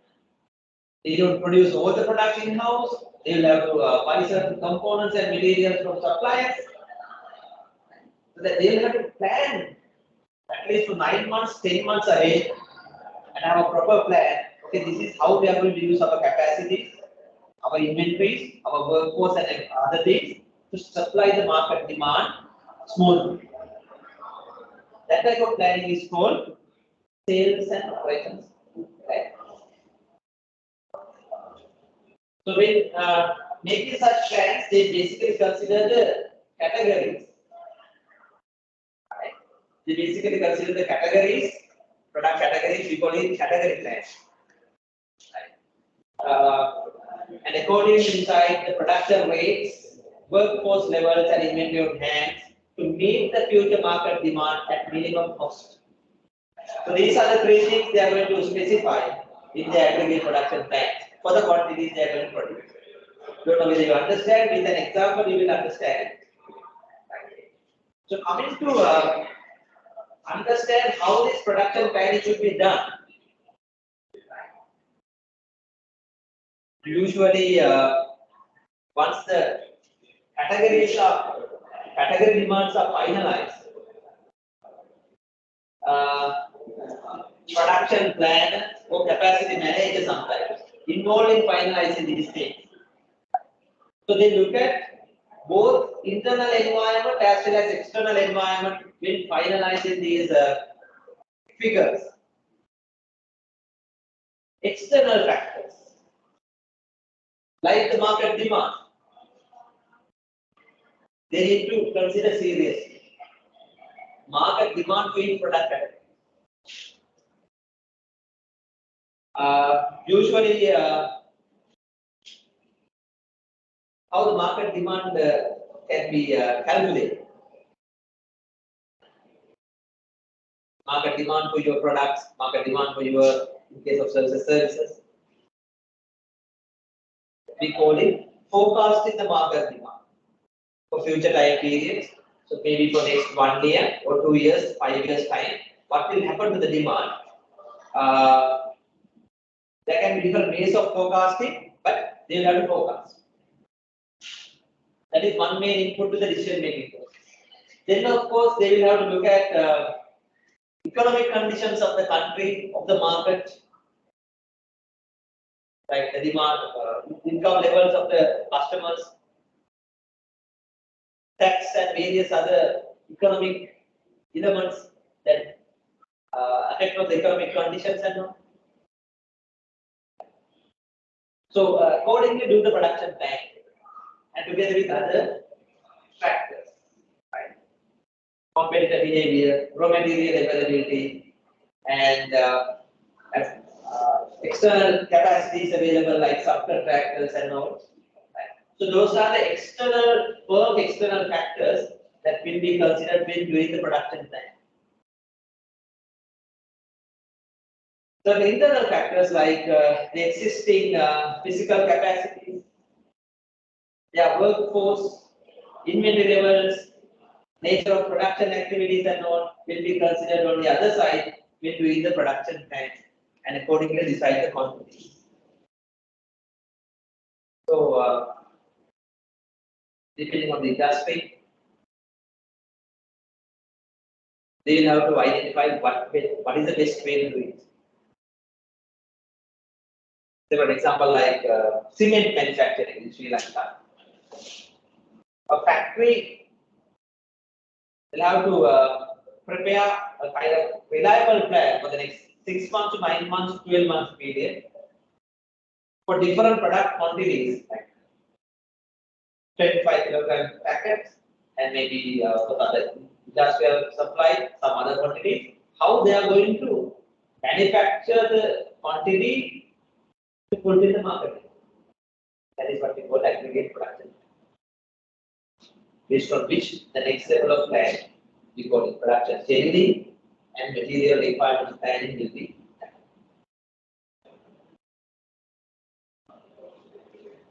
So when we do so,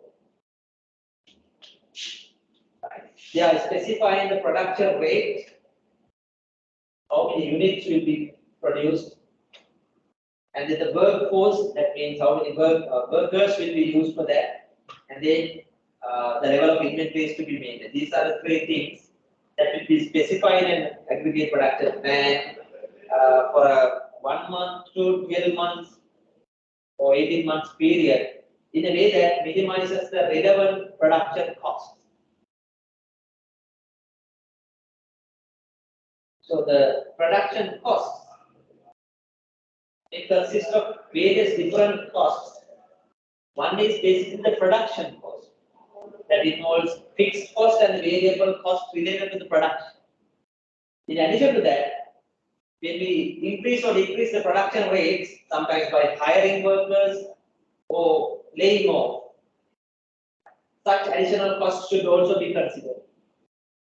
When we are managing the supply through inventories, there can be inventory related costs. So that inventory holding costs should be applicable. And then on the other side, there are other costs, what we call backlogging costs. Especially when it is difficult to supply on time, when there is a delay in supply, there can be different types of backlogging costs, like loss of customer goodwill, loss of sales revenue resulting from backlogging. So if we can measure them financially, although that is difficult to measure, we should consider them also when finalizing the quantities, that is what they say. And accordingly prepare production.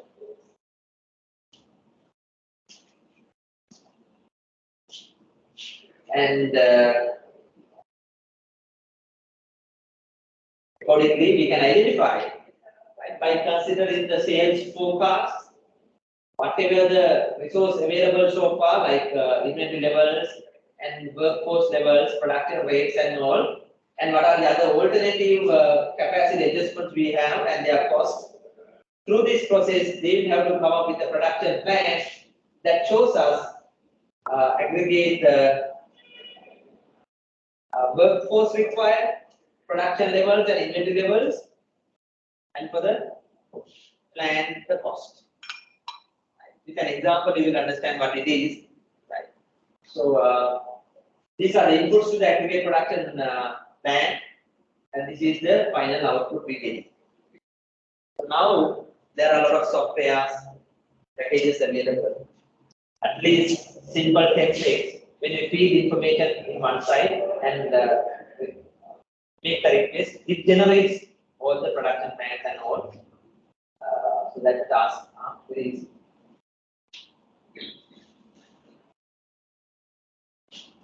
So when it comes to production planning, there are different strategies. These are different techniques for different situations. I will come back to them, but most probably organizations will select one of these two as the aggregate production planning strategy. Right? There is one called level strategy, other one is case strategy. In addition, there can be mixed strategies where any combination of these two can be used. I will explain them.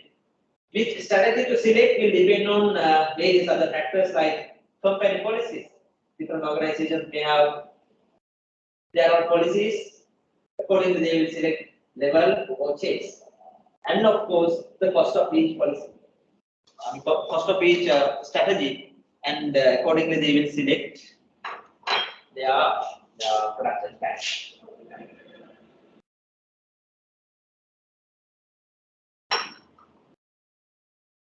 Have you heard of these two production planning strategies? Level strategy and case strategy. shouldn't be totally new because we discussed about it when we talk about capacity planning like this. It's exactly the same idea. Case. Let's begin with the level. It's all about maintaining constant production level. Like this. Market demand may vary, but the firm decides to maintain constant production rate. Production rate is constant. So that is to fulfill the market demand using inventories. Because there can be periods where the market demand goes down, but they maintain the same production level. So there can be some additional inventories. During a peak demand period, demand is greater than the supply for the production, so that they can use the inventories to fulfill the market demand. So likewise, this is called level capacity or level production strategy. Using inventories that can be managed. The other one is called chase demand strategy. Don't know whether you remember. It refers to adjusting the production rate as per the market demand. That is the second strategy. So, as the market demand increases or decreases, production level will be increased or decreased by changing the capacities, especially by increasing or decreasing the workforce. So, firms may decide which strategy to use based on their company policies. The company policies and the cost of each plan. However, depending on the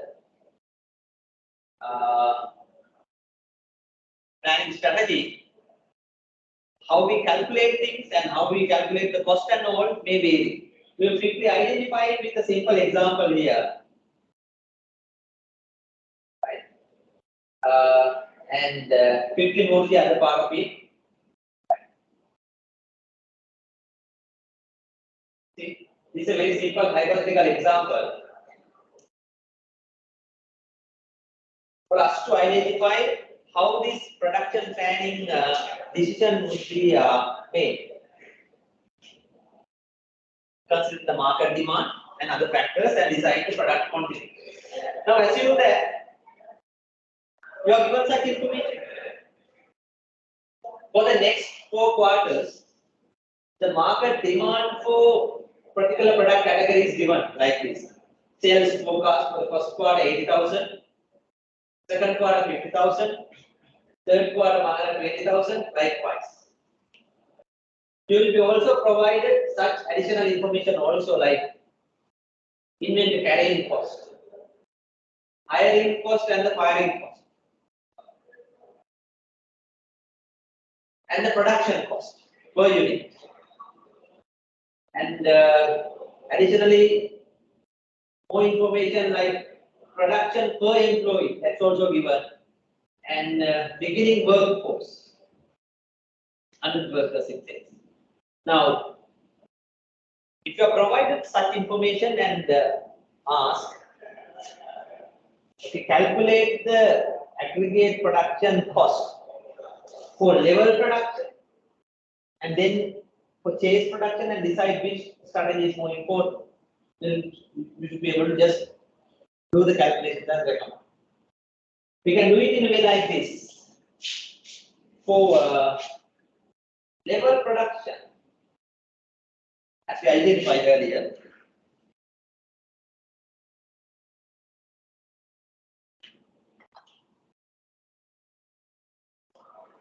level production strategy. Hello? Level production strategy. Throughout the year, for each quarter, output rate or production rate is constant. That's the meaning of level production. So to identify what is the level we are going to maintain, we need to get the average production requirement. And for that, we add total demand for each quarter and divide it by 4. So that per quarter demand can be calculated. Accordingly, we get it as 100,000. So now for this solution, level production, we are going to consider that for each quarter we are going to produce the same quantity. Quarter 1, 100,000, 2 same, 3 same, 4 same, so that together 400,000 supply will be made. That is how we are going to meet the market demand. So let's see now, if we go for that alternative, what is the cost of this plan? Each quarter we are going to produce the same. So quarter 1, market demand 80,000, we are going to produce 100,000. So there will be 20,000 inventory accumulated during the quarter 1. Clear? This is a very simple hypothetical example for us to understand how it happens. Practical situations are very complicated. To get an idea, just refer to this example. Second quarter. Market demand for that quarter is 50,000, but still we are going to produce 100,000. So at the end, there will be remaining 50,000 from this and coming from the previous 20, altogether 70,000 at the end of the second quarter. Clear? Third quarter, 120,000 needed. Production for that period will be 100,000 only. So the remaining 20 will be supplied from the inventory, so that inventory becomes 50,000. For the last quarter, 150 needed. Production from the same period, 100,000. The remaining 50 will be supplied to the inventories. So, level production starts. That will be maintained through the inventories. This is how it would look like. Market demand for each quarter. Through the level production, this is how we are going to supply. Now, for this plan, we need to be able to calculate the cost as well.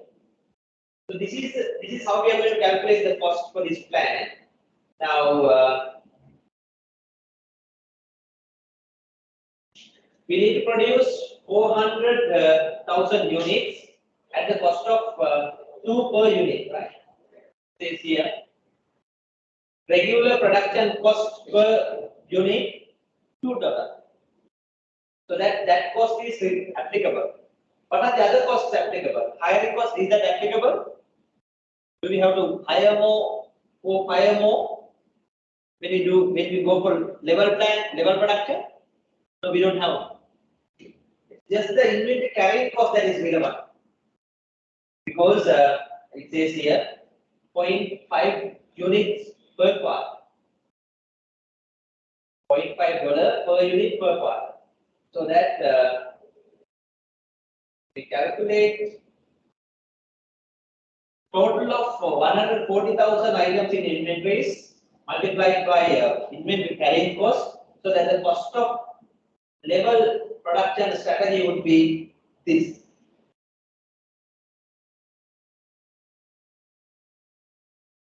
For level production. Coming to chase demand. Coming to chase demand.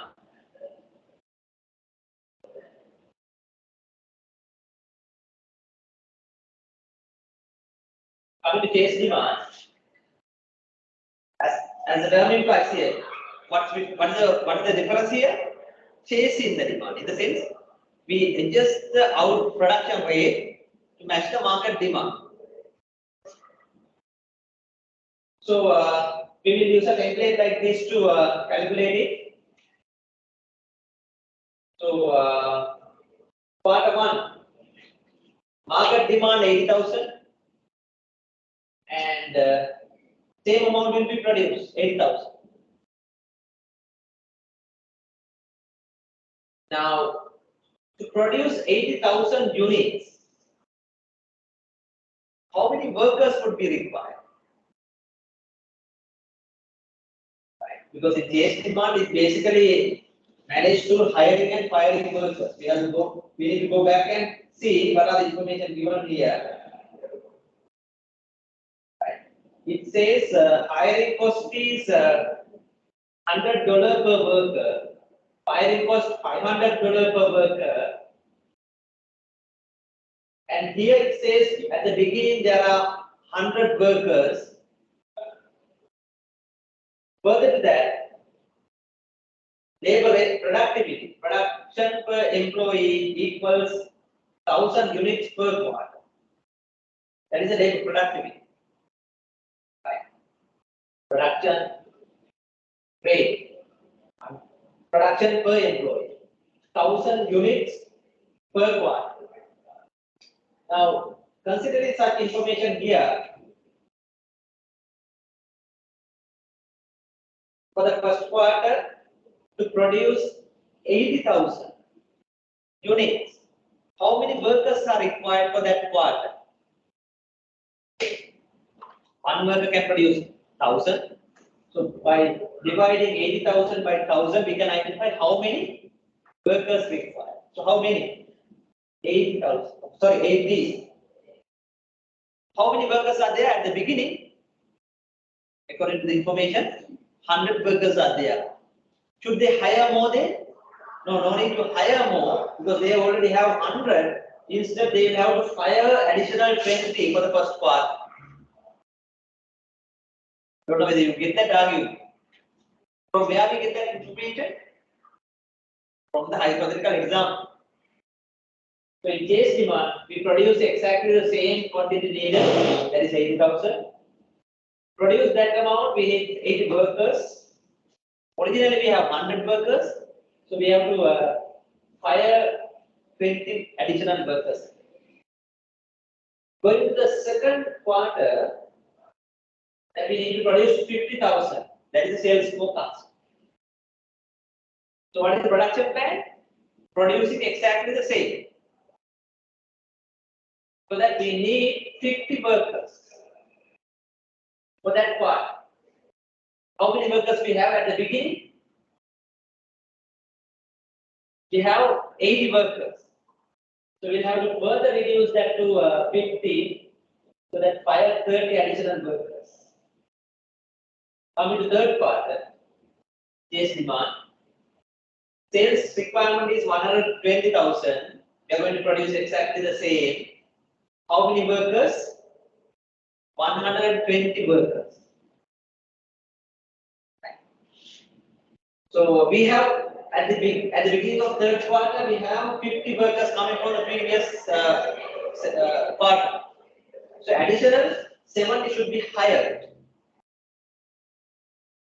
Understood it? Coming to fourth quarter, 150 required.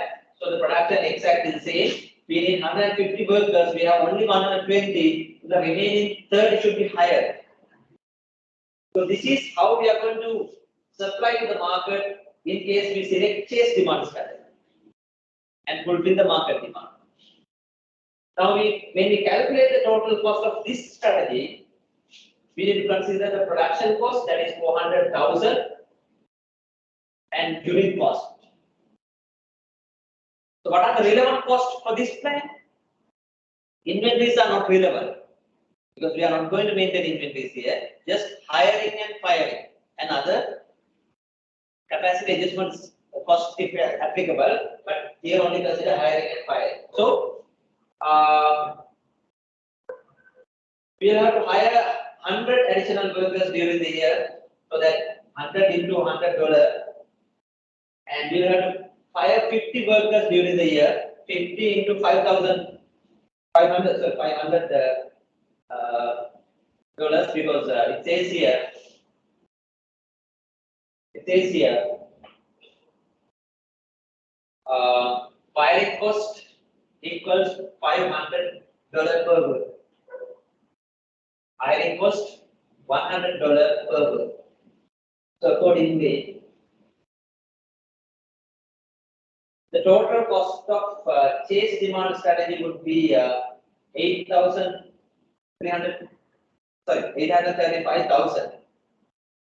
and level 870,000. So that which strategy resulted in low cost? The second one. Accordingly, we will go for the second strategy. I think they have to consider only the cost. But not only the cost, company policies and other matters industry specific, that they could also be considered here. Right. So they specify production quantities, inventory levels, and the workforce levels, and the cost when it comes to aggregate production plan. To understand at home, I think there is one simple example here that you can consider.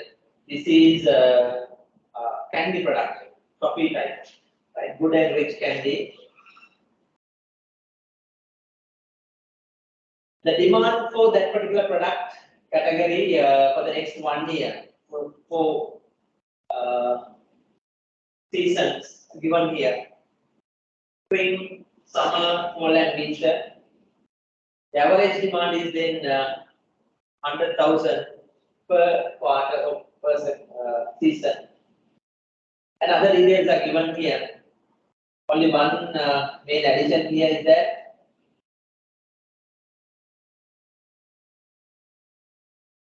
backordering cost. If we have backordering in the sense, if we are unable to supply this time, that additional cost, we need to consider $5 per unit backorder. We don't consider no overtime. I mean, we consider no overtime and no subcontracting, and considering such information, hope we will be able to calculate production plan, level production, and case demand separately with the cost, and recommend them which strategy would be more economical. So that is what we call aggregate production plans. Answer is given here, but you can give it a try to get an idea. Right? In your understanding, production plan, actually manufacturing. What is the time duration that they cover in production plan? Is that long term, medium term, or short term?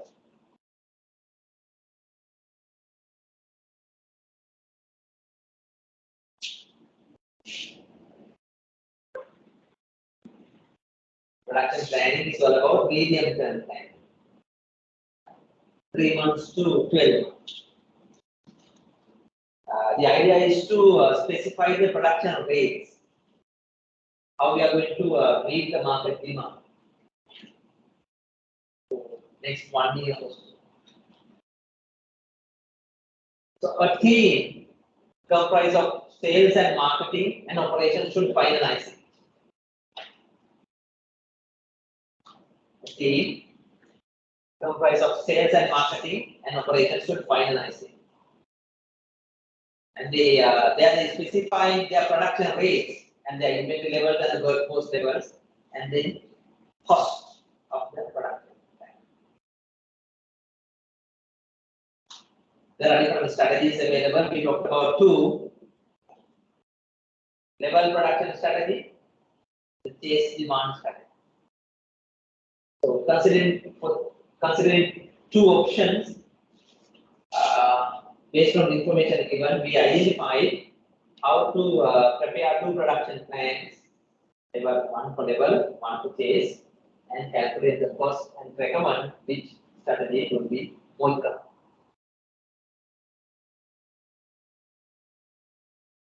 More details will be given, that should be discussed in detail to get a practical idea. That is, this would be fine. Be ready to answer questions like, at least, right, what is production planning and why it is important?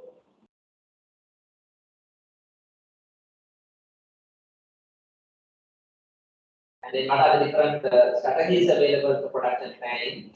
level and chase, and the difference between those.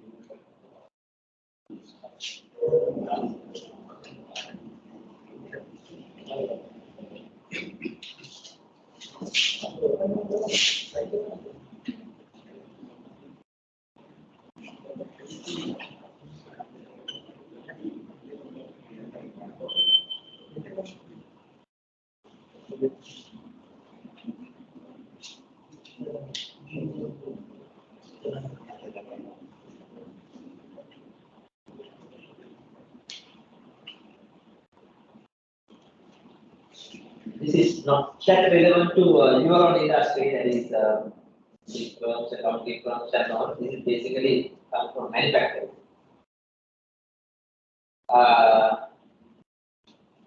It's not that all the industries, all the manufacturing firms using the same production planning. Different industries may have different production planning techniques.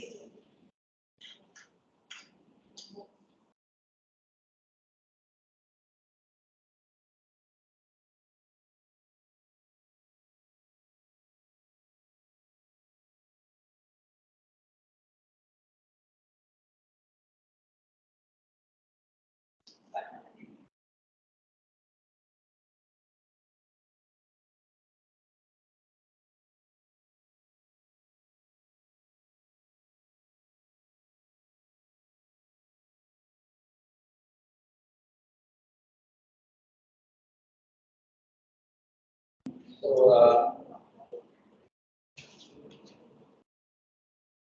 this type of what we did here is a very basic type of calculation. We call it informal techniques or trial and error techniques, where decision makers will come up with figures and finalize things based on trial and error method or informal method. They will calculate production figures and then accordingly set the costs and finally decide what to do when. But that is not the only way to do it. There are more systematic way of handling it. We call it linear programming techniques, especially industries where they are using job shops and make to order kind of strategies. There are more formal systematic ways to identify what production quantities should be produced and not. And that is called linear programming. Have you heard of it or have you tried it? Yeah. Linear programming. Maybe to maximize the revenue or to minimize the production cost or setup cost and various other things. Right. So where did you have studied it? For management. Did you study linear programming? Wow. Wow. So such systematic mathematical techniques can also be used in certain industries. But what is more popular now is use of simulation. These are basically software applications you may be familiar with, like with the ERP also there are simulation models. So for different market conditions and other situations, we can generate alternative plans through these simulation programs. So those are the latest techniques to use. What we just identified is the basic informal trial and error method for production plan. Now, a given company, like let's say Fonterra or Unilever, they are producing a variety of products belonging to the various different product categories. So considering all such products and their market demand and their capacities and everything, finalizing their production quantities and not manually, practically not possible. So that is why these type of software applications are there, and especially planning tools.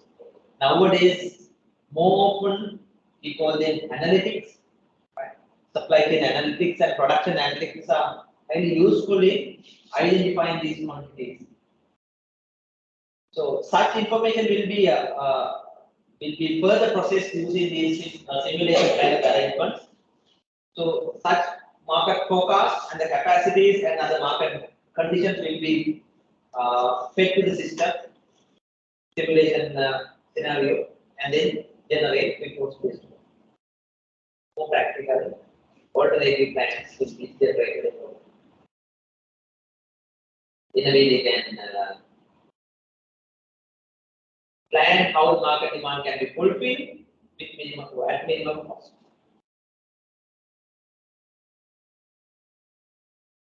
That part of it is called production planning. Any questions?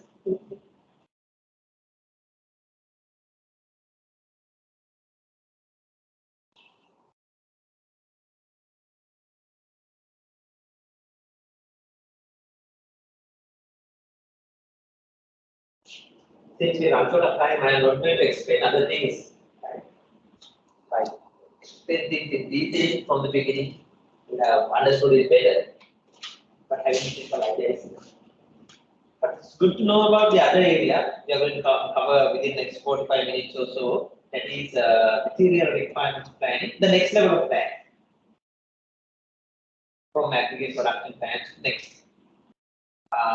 For that, let's keep 20 to 30 minutes and probably 10 to 15 minutes discussion on final paper.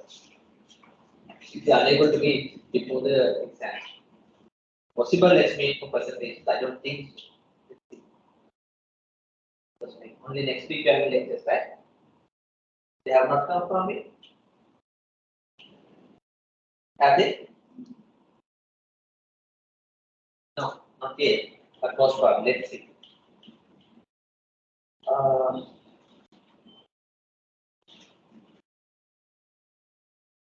Anything else you want to know, or you want to add? Coming from industry, what else you would like to do?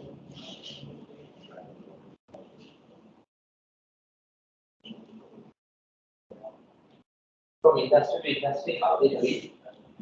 Maybe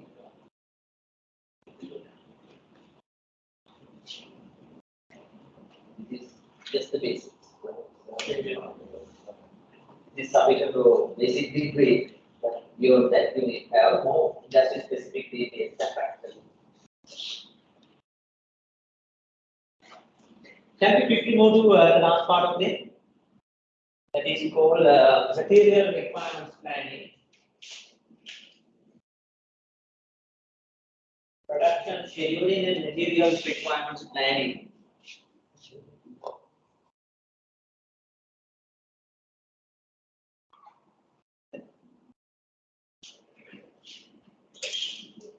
Yeah, also I will just show you what it is and how that is used. But for this, doing these calculations would be useful, so that I will spend 10-15 minutes on that.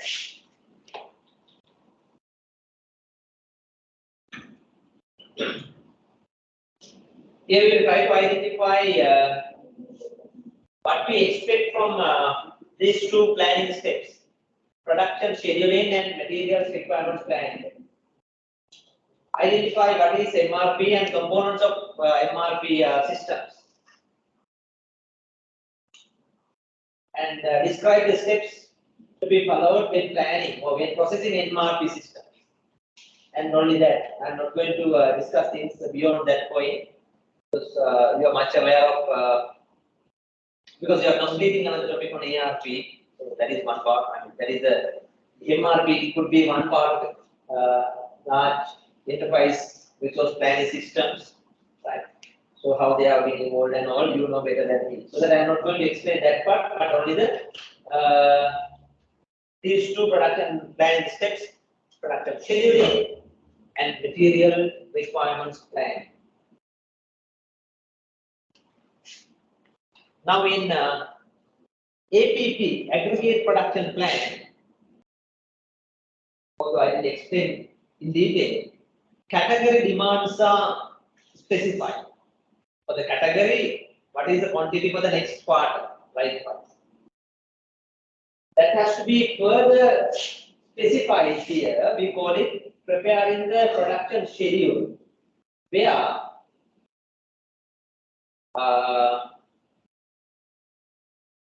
specific product items and the time frame will be finalized. That is what it says. Master production schedule, that is the output. MPS is the time phase specifying how many outputs and when they will be produced. Thereby, they identifies exact quantities and styles. Based on such, they will go to the next level of planning. We call it MRP, where we calculate and schedules all the raw materials required and the parts and components and other supplies required to produce the items as per the MPS. Two things. Production scheduling. Through that, master production schedules are finalized, and then material requirements planning as a result, MRP will be finalized. So, I'm not going to explain things in detail here. Right? A master production schedule would look like this.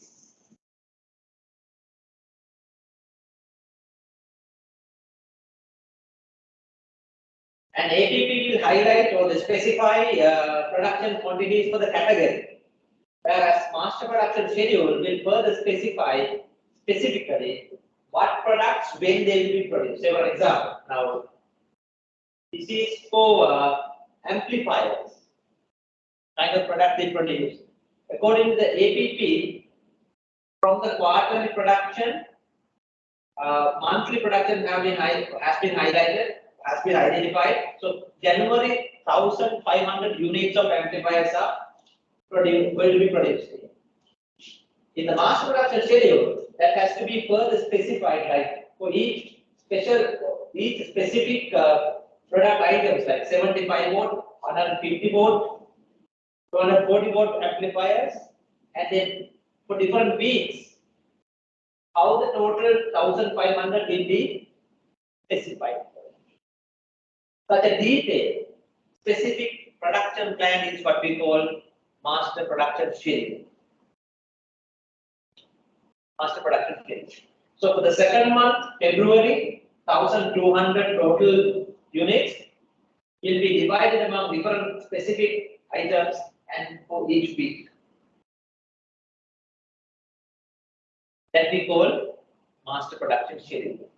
In scheduling, there are various different factors to consider, and carefully they have to schedule it in order to fulfill customer orders without any delays, to ensure that products are available in the market without any shortages, and in a way that capacities are fully utilized and unnecessary additional costs are minimized.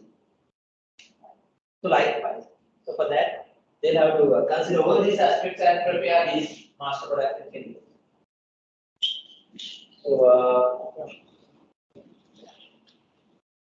So this is another example for master production schedule. For each month, the totals are finalized, and then this is for a bicycle kind of product. Tricycle, wagon, and scooters are the three specific products coming under that category.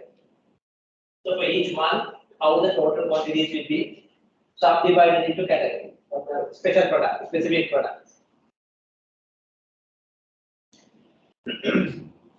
There are different scheduling techniques.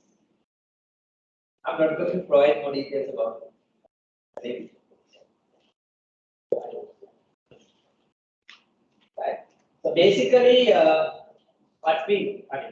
not going to explain these things in detail, but make to stock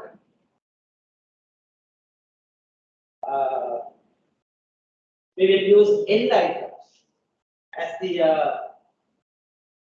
item that we consider, but make to order kind of situations, custom orders will be considered, and then assemble to order, or assemble to order, or assemble to forecast. Modules will be considered as end outputs here. When scheduling, there are various different objectives like these to meet the customer due dates, minimize job lateness, and to minimize response time, to minimize completion time.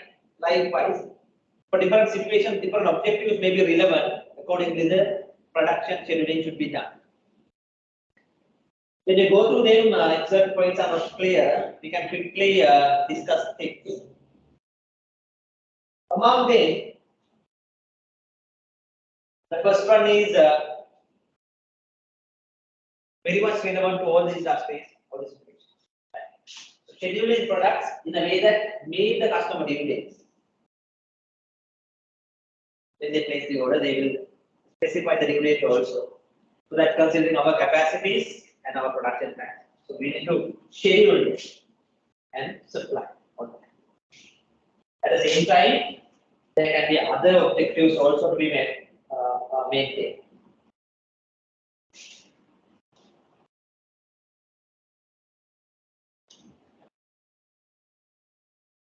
And prepare this final output, we call it MPS, master production schedule, for next 3 to 6 months at least. Have you seen something like that? A detailed production schedule for a company factory? You might have seen it. That is common for any factory. Whenever you get an opportunity, go there and check with them. Ask who involved in preparing this, and ask whether they are ready to change figures there. Once it is finalized, are they ready to change? How certain those figures are involved? And then when preparing, what are the factors they consider? From company to company, industry to industry, how they do it. In fact, there are software solutions for these activities also, but they say, most of them say, those software solutions are not capable of capturing the realities. So that they are very much depending on experience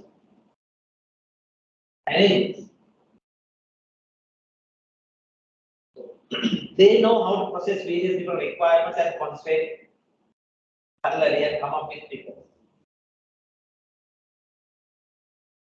What I mean say is that although there are software solutions and other templates, so scheduling tasks still workers still experienced people are used.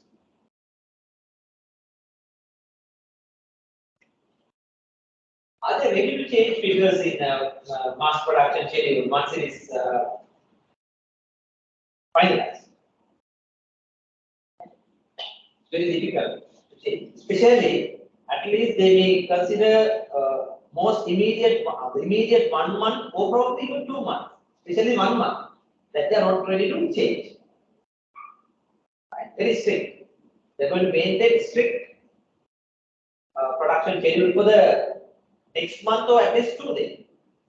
And beyond that, they are a little bit flexible. They are ready to change figures little bit. That is something that we must take. Why they should not change figures for the immediate month or after that?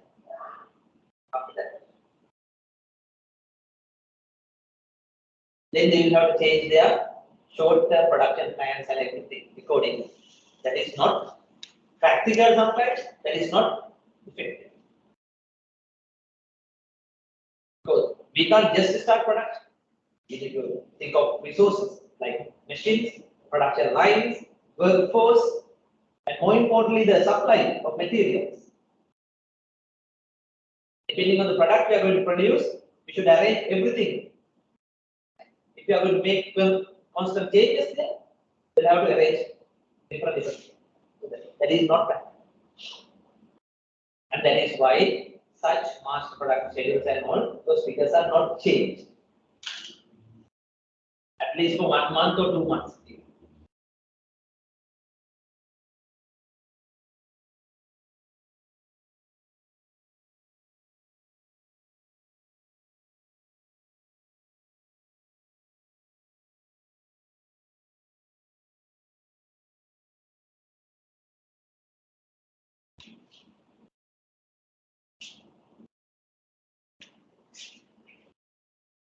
Based on the master production schedules, for different industries, different techniques are used.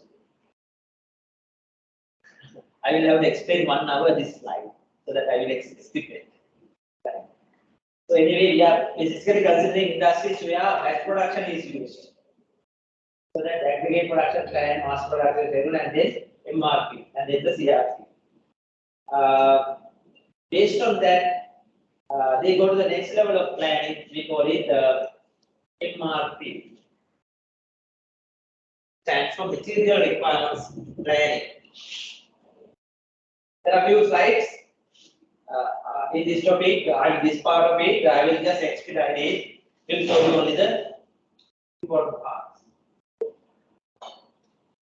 As you may know, sometimes MRPs are software solutions used to estimate or calculate rather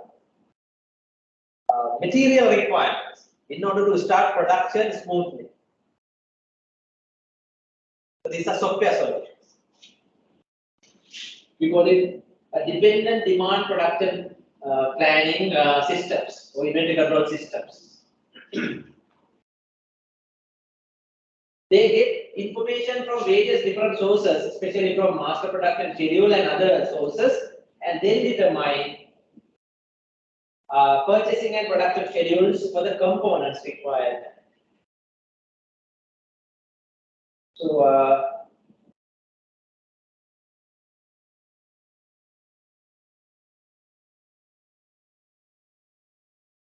MRP is a computer-based information system that translates mass production requirements for end items into requirements of components, sub-assemblies, and raw materials. So accordingly, they can answer these questions: what is needed, how many of them are needed, and when they are needed. So basically, by using MRP, a manufacturing firm can get a lot of benefits, especially some of the better response to custom orders, faster response to market changes,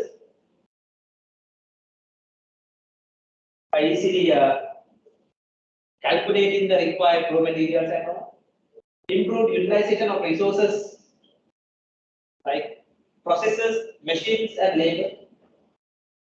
And they will be able to reduce unnecessary inventory levels that would result in inventory costs. So this shows you how this type of computer systems operates. They depend on various different information inputs, and using these calculations, they generate outputs, physical reports, and other required information. So these are the 5 main inputs to MRP, namely mass production schedule that is finalized earlier, bill of material for each product, information related to lead times of each part, each component, inventory data, and other purchasing related data. They are processed using computer systems and accordingly generate different outputs. That would be primary outputs and secondary outputs, they call it, right? So these are the inputs to MRP, right? And outputs are mentioned somewhere down the line. So we identified these 5, and you should know a little more details about it. MPS we already discussed. So MPS, the detailed production schedule. That is one information required here. So I think we already discussed it. So bill of materials is another information required, and that also you are aware. What is bill of materials? To produce 1 unit of output, what are the different components and materials required? How many of them are required? Such details presented as product structures. We call them bill of materials. For a simple product like this chair that has only few components, right? Two front legs and crossbar, one seat, and then 2 side rails and 1 crossbar here, and 3 back supports. These are the different items required to complete chair here. So to produce 10 chairs, how many of them are required? To calculate that, we use MRP. This is simple product. A factory may be producing various different product items. So that calculating them manually is not so easy. In this case, this has only 2 levels, finished product and one other. When it comes to complicated product, there can be many levels. So that manually calculating them is not so bad. So in addition to that, MRP requires inventory data, outstanding purchase orders, how many we have ordered, and on the arriving, we call them outstanding purchase orders. So that information is required, and also accurate inventory records.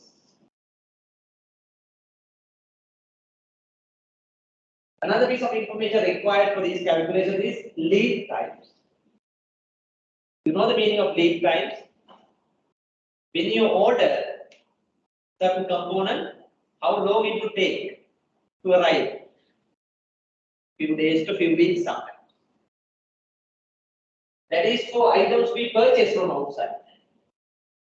Sometimes organizations manufacture such components in-house. For that we consider production lead time can be there. Few hours to few days, or few weeks sometimes. So it could be purchase lead time or production lead time. Such information should be considered.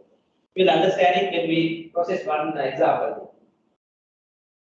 So for a given output, what are the required sub-assemblies, parts, and materials, and the time requirement for each product can be presented like this. We call it time-based product structure, so that it provides all the necessary information. You should be able to look at it and read it. There are 2 ways of showing it: forward and backward. This is forward presentation. So now,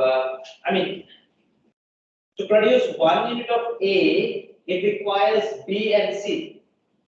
That is how you should understand it. Process them for 1 week, you get 1 A. To produce 1 unit of B, D and E should be processed for 2 weeks. To get 1 unit of D, you need to process it 1 week and 2 weeks for E.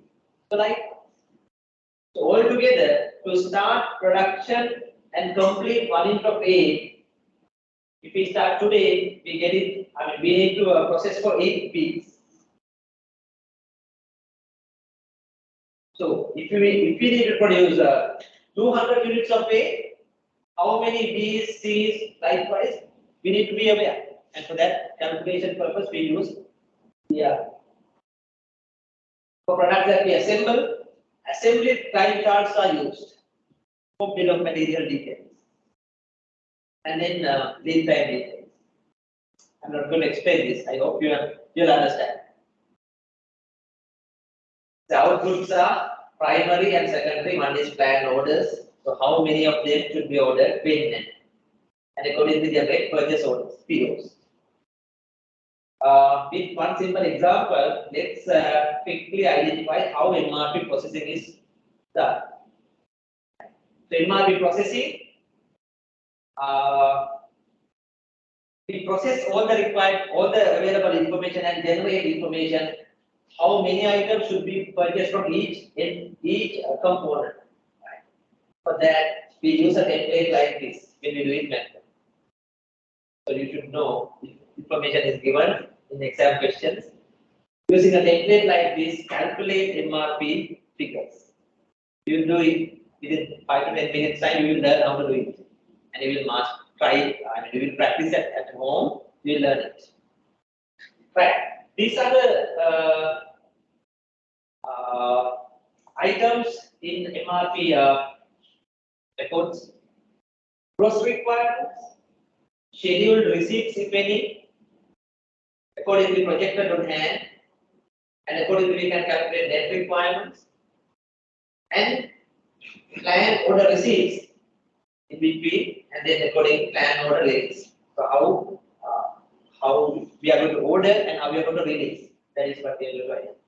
So this is for the various different times, maybe 2 weeks per day, like 5 process. With an example, let's learn how to quickly do it. Right. This is how you can understand it. What cost requirements are, scheduled receipts and all. Right. With an example, you will understand. Let's consider this simple example.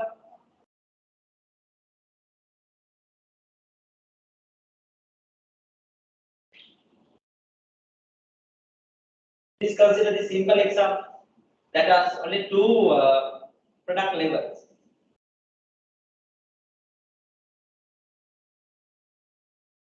End item and 2 components. That is how you should understand it. What is the end item? A shutter.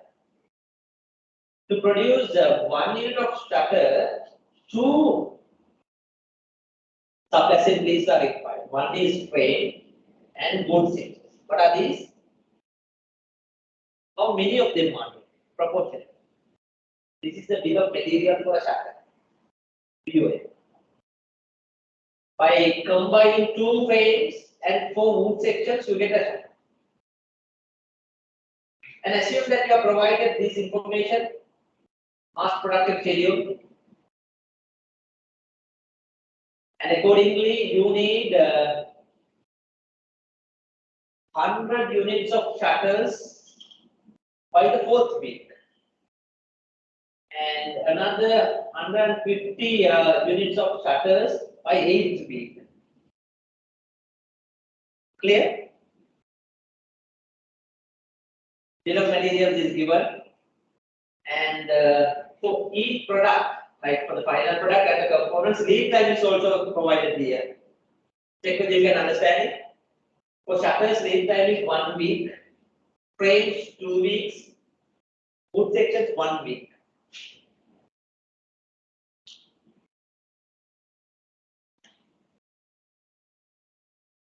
No beginning inventories here, but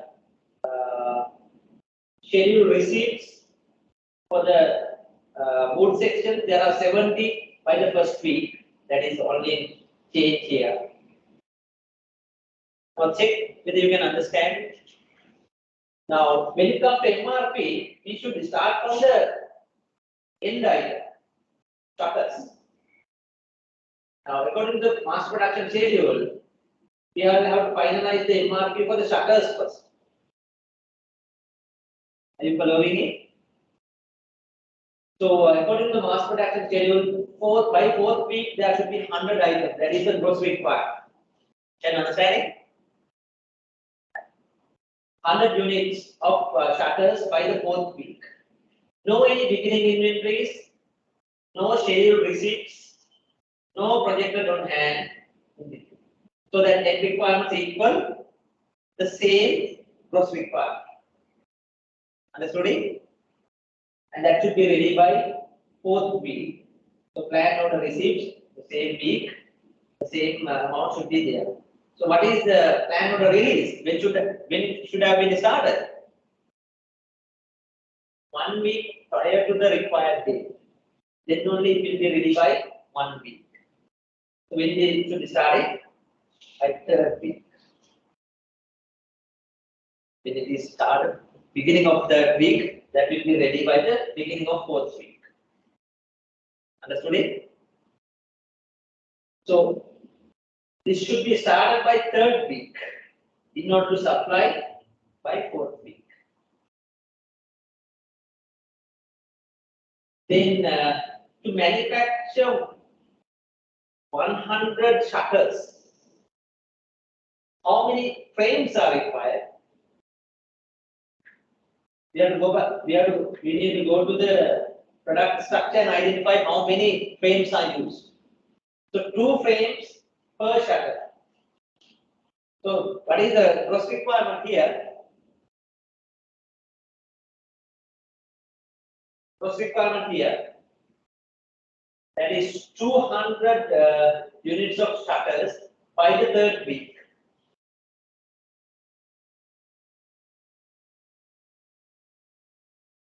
No scheduled receipts, no projected on hand. So the net requirement is 200. Plan order receipts, it should be the same, 200 units by third week. According to the information here, lead time is 2 weeks. So when they should have been ordered? 2 weeks prior to the required deadline. That is the beginning of first week. Beginning of first week. Then only they will be received by third week and available to start production.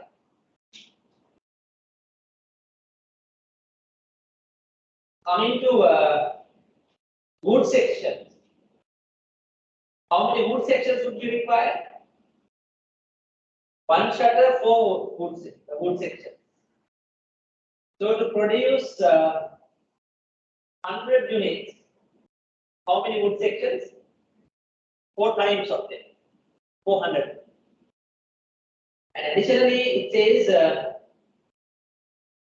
70 units are there as scheduled receipt by the first week.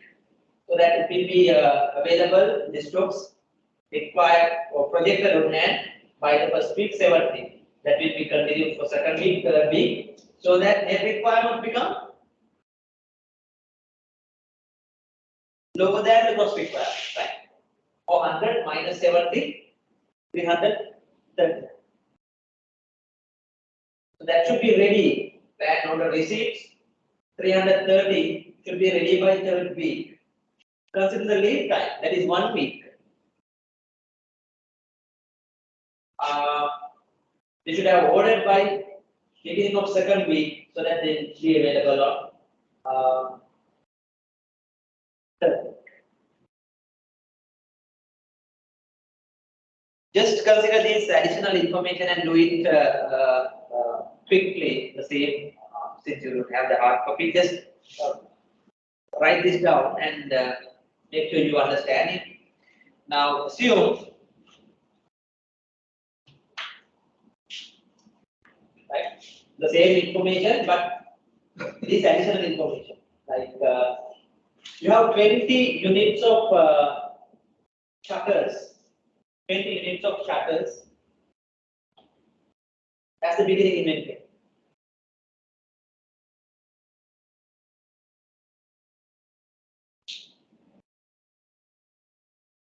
As the beginning inventory.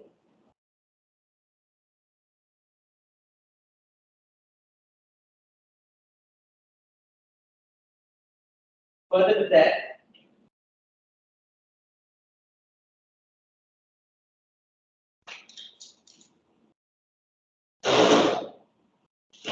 units of 80 units of frames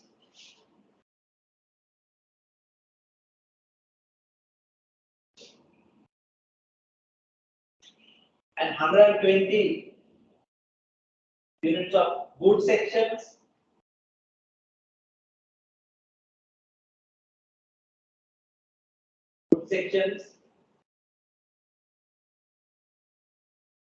At the beginning of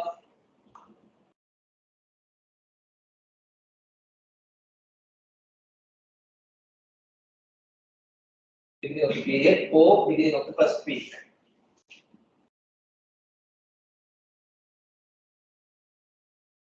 Also consider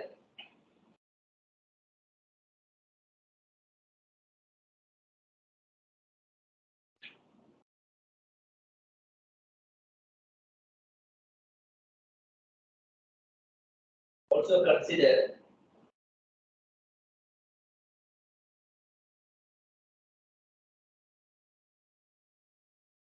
$150 scheduled receipts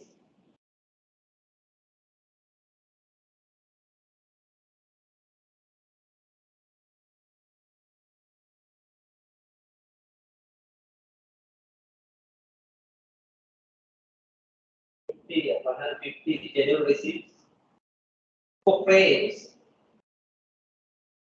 on the second week.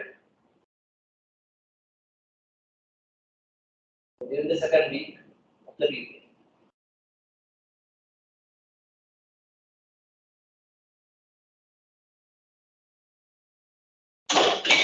Estimate the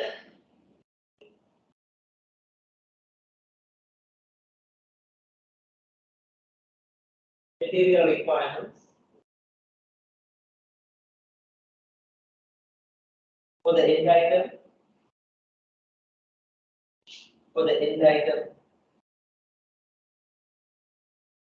that is shutters, and frames and roofing. Check whether you can quickly process such information. Shutters, and then frames and roofing. Check whether you can quickly process such information. First part we will have to do. We have to do it manually. We'll have to process information for the end item.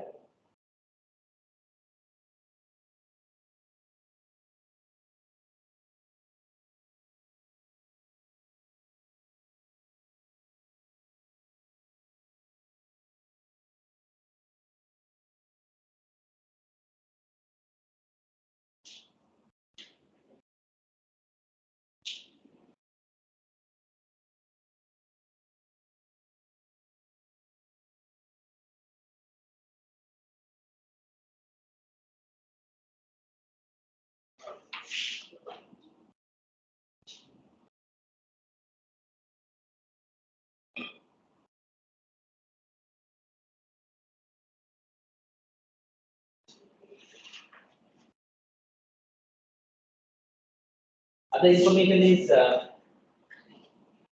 same as this. Date, times, and other details are same.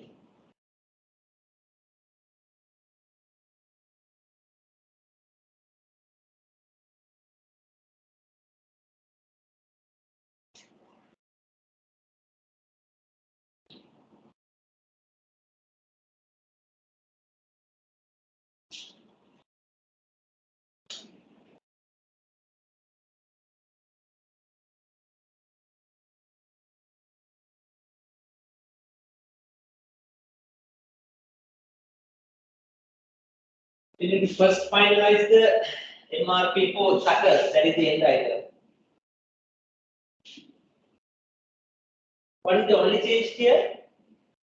We need to consider that of beginning inventory we have 20.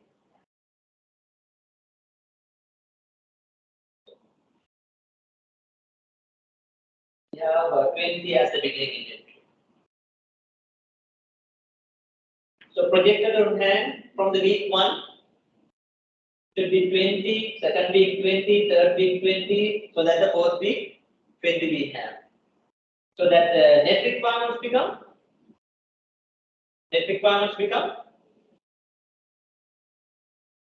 gross requirement 100, projected on hand 20 from the beginning, and the net requirements become 80 by fourth week. So that 80 should be planned order receipts. To receive them by fourth week, when they should have been started? 1 week prior to required date, because lead time is 1 week. So it should be 80 here. So that is the end item.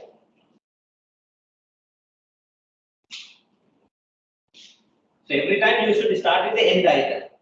Then only components and next levels. Luckily we have only 2 levels here. There can be 3 levels, 4 levels. But at least exams, at least 2 levels, or probably 3 levels.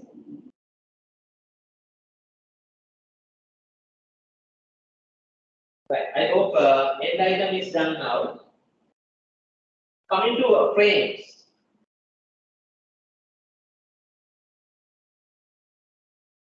Now, how many frames? Gross requirements?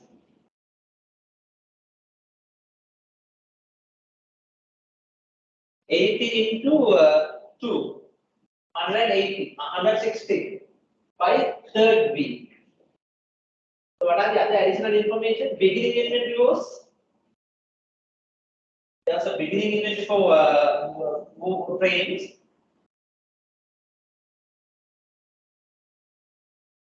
Beginning inventory 80. Yes, 80. So that projected on hand from the first week 80. Are there any scheduled receipts? Are there any scheduled receipts for frames?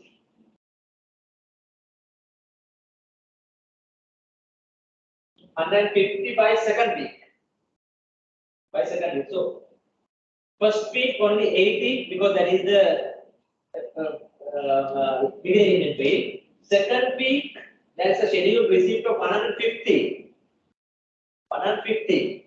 So that projected on hand by second week would be the total of those two. 230. 230. And third week we have 230. So that, but how about the net requirement say? Do we need any additional? I mean, we need only the remaining inventory. So we have already 230.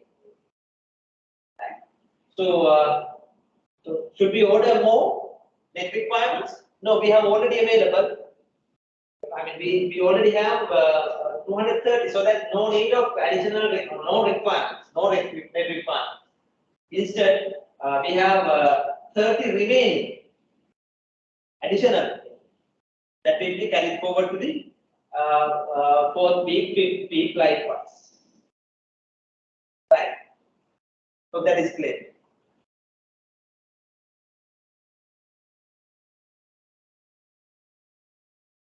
No net, I mean zero net requirements.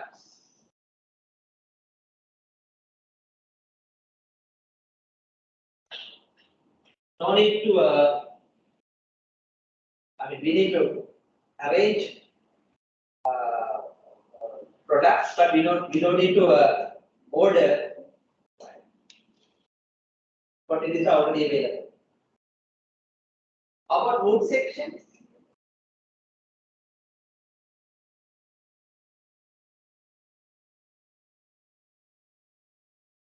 How many wood sections? 80 multiplied by 4 now, not 100. So 80 multiplied by 4, 360. And do we have beginning inventory for wood section?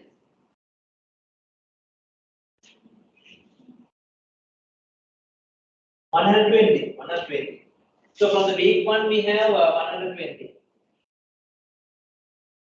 On top of that we have 70 scheduled here.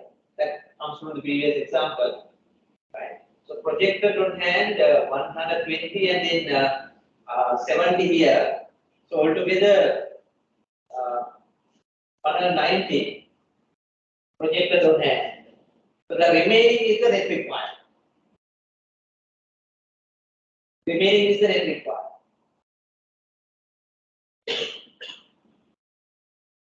So that net requirement only should be considered as planned order received by the third week, and that should have been ordered by the second week because lead time is 1 week.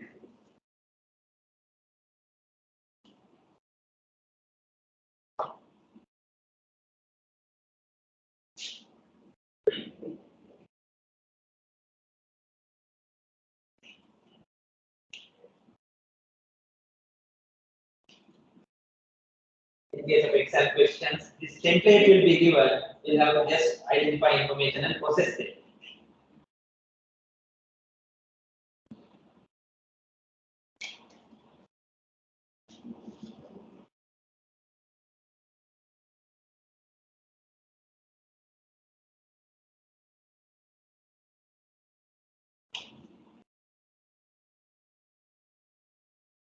I'm sorry that we have to quickly cover this area so that you find it a little difficult sometimes, but spend a little time you will understand. Meantime, I will upload some more examples. Project plan, project management, as well as these two with some solved questions so that you will be able to study. Otherwise, just Google, you will understand. Right. Luckily, in this case, it was a simple product that has only 2 levels.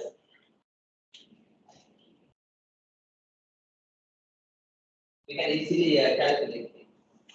If there are more levels, calculations will be a little complicated. And of course, in real world, a factory may produce 100+ items, of which the components are different, lead times are different, suppliers are different, inventory leaders are different, so that no way that they can manually process things. That is why this type of computerized systems are needed to estimate material requirements.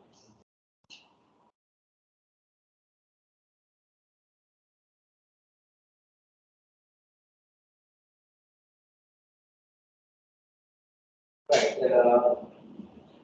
What did we discuss here? And thereafter, I will remaining part I will not discuss. So, what did we discuss here? 3 things actually: aggregate production plans. Based on that, the master production schedules, and then master production schedule and other details based on them processing materials requirements planning.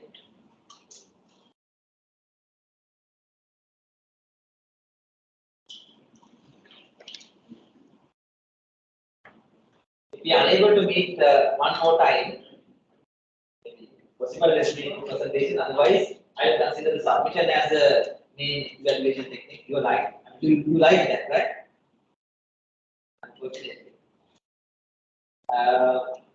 As a case, if we are unable to meet, please share with others also. The final paper may comprise of minimum 6 questions. Minimum 6 questions with one option. Right? First question will be compulsory, and that will be based on your overall understanding about operations management, current challenges, scope, latest developments in supply chain, latest developments in operations management, and operations strategy. So any of those areas.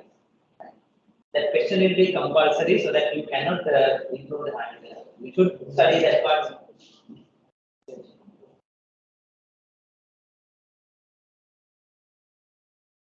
Overall understanding about the operations management and operations strategy.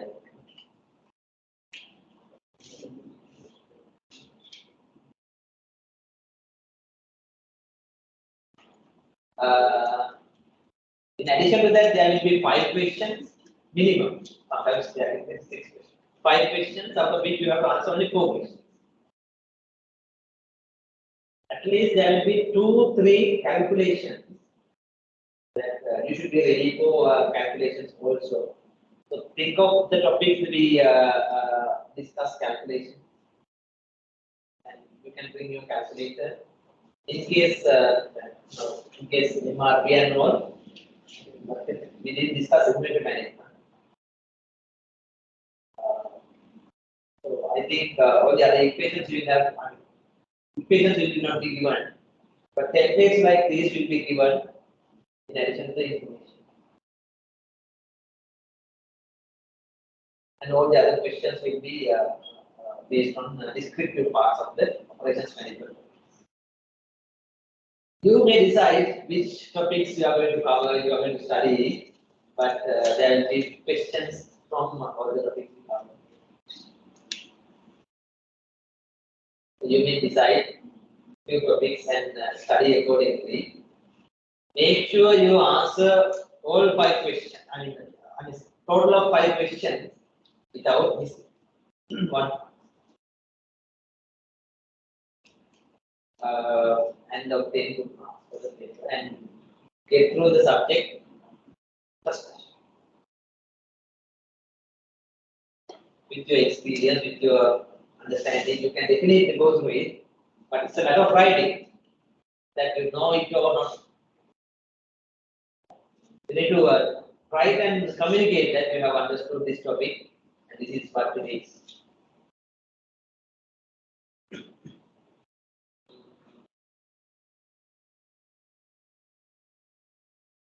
What else?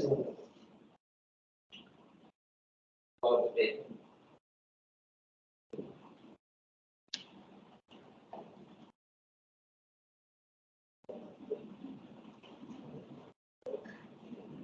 Share this information with others also because I'm not going to answer any phone calls or going to respond any emails regarding question paper and all. You can contact me if you have some doubts, no issue. But don't ask questions about the exam paper. I may not be able to share.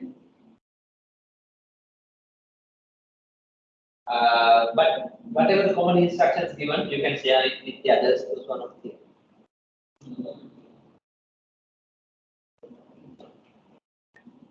Right. With that, we can conclude. We completed it fast. I hope you got to know about some of the operations management topics in this module, from the introduction to strategy to product design to quality management and various other operations management topics. And you would be glad to see that you are using some of these concepts when you perform as accountants. Had a good time with you all. Thank you very much for your time.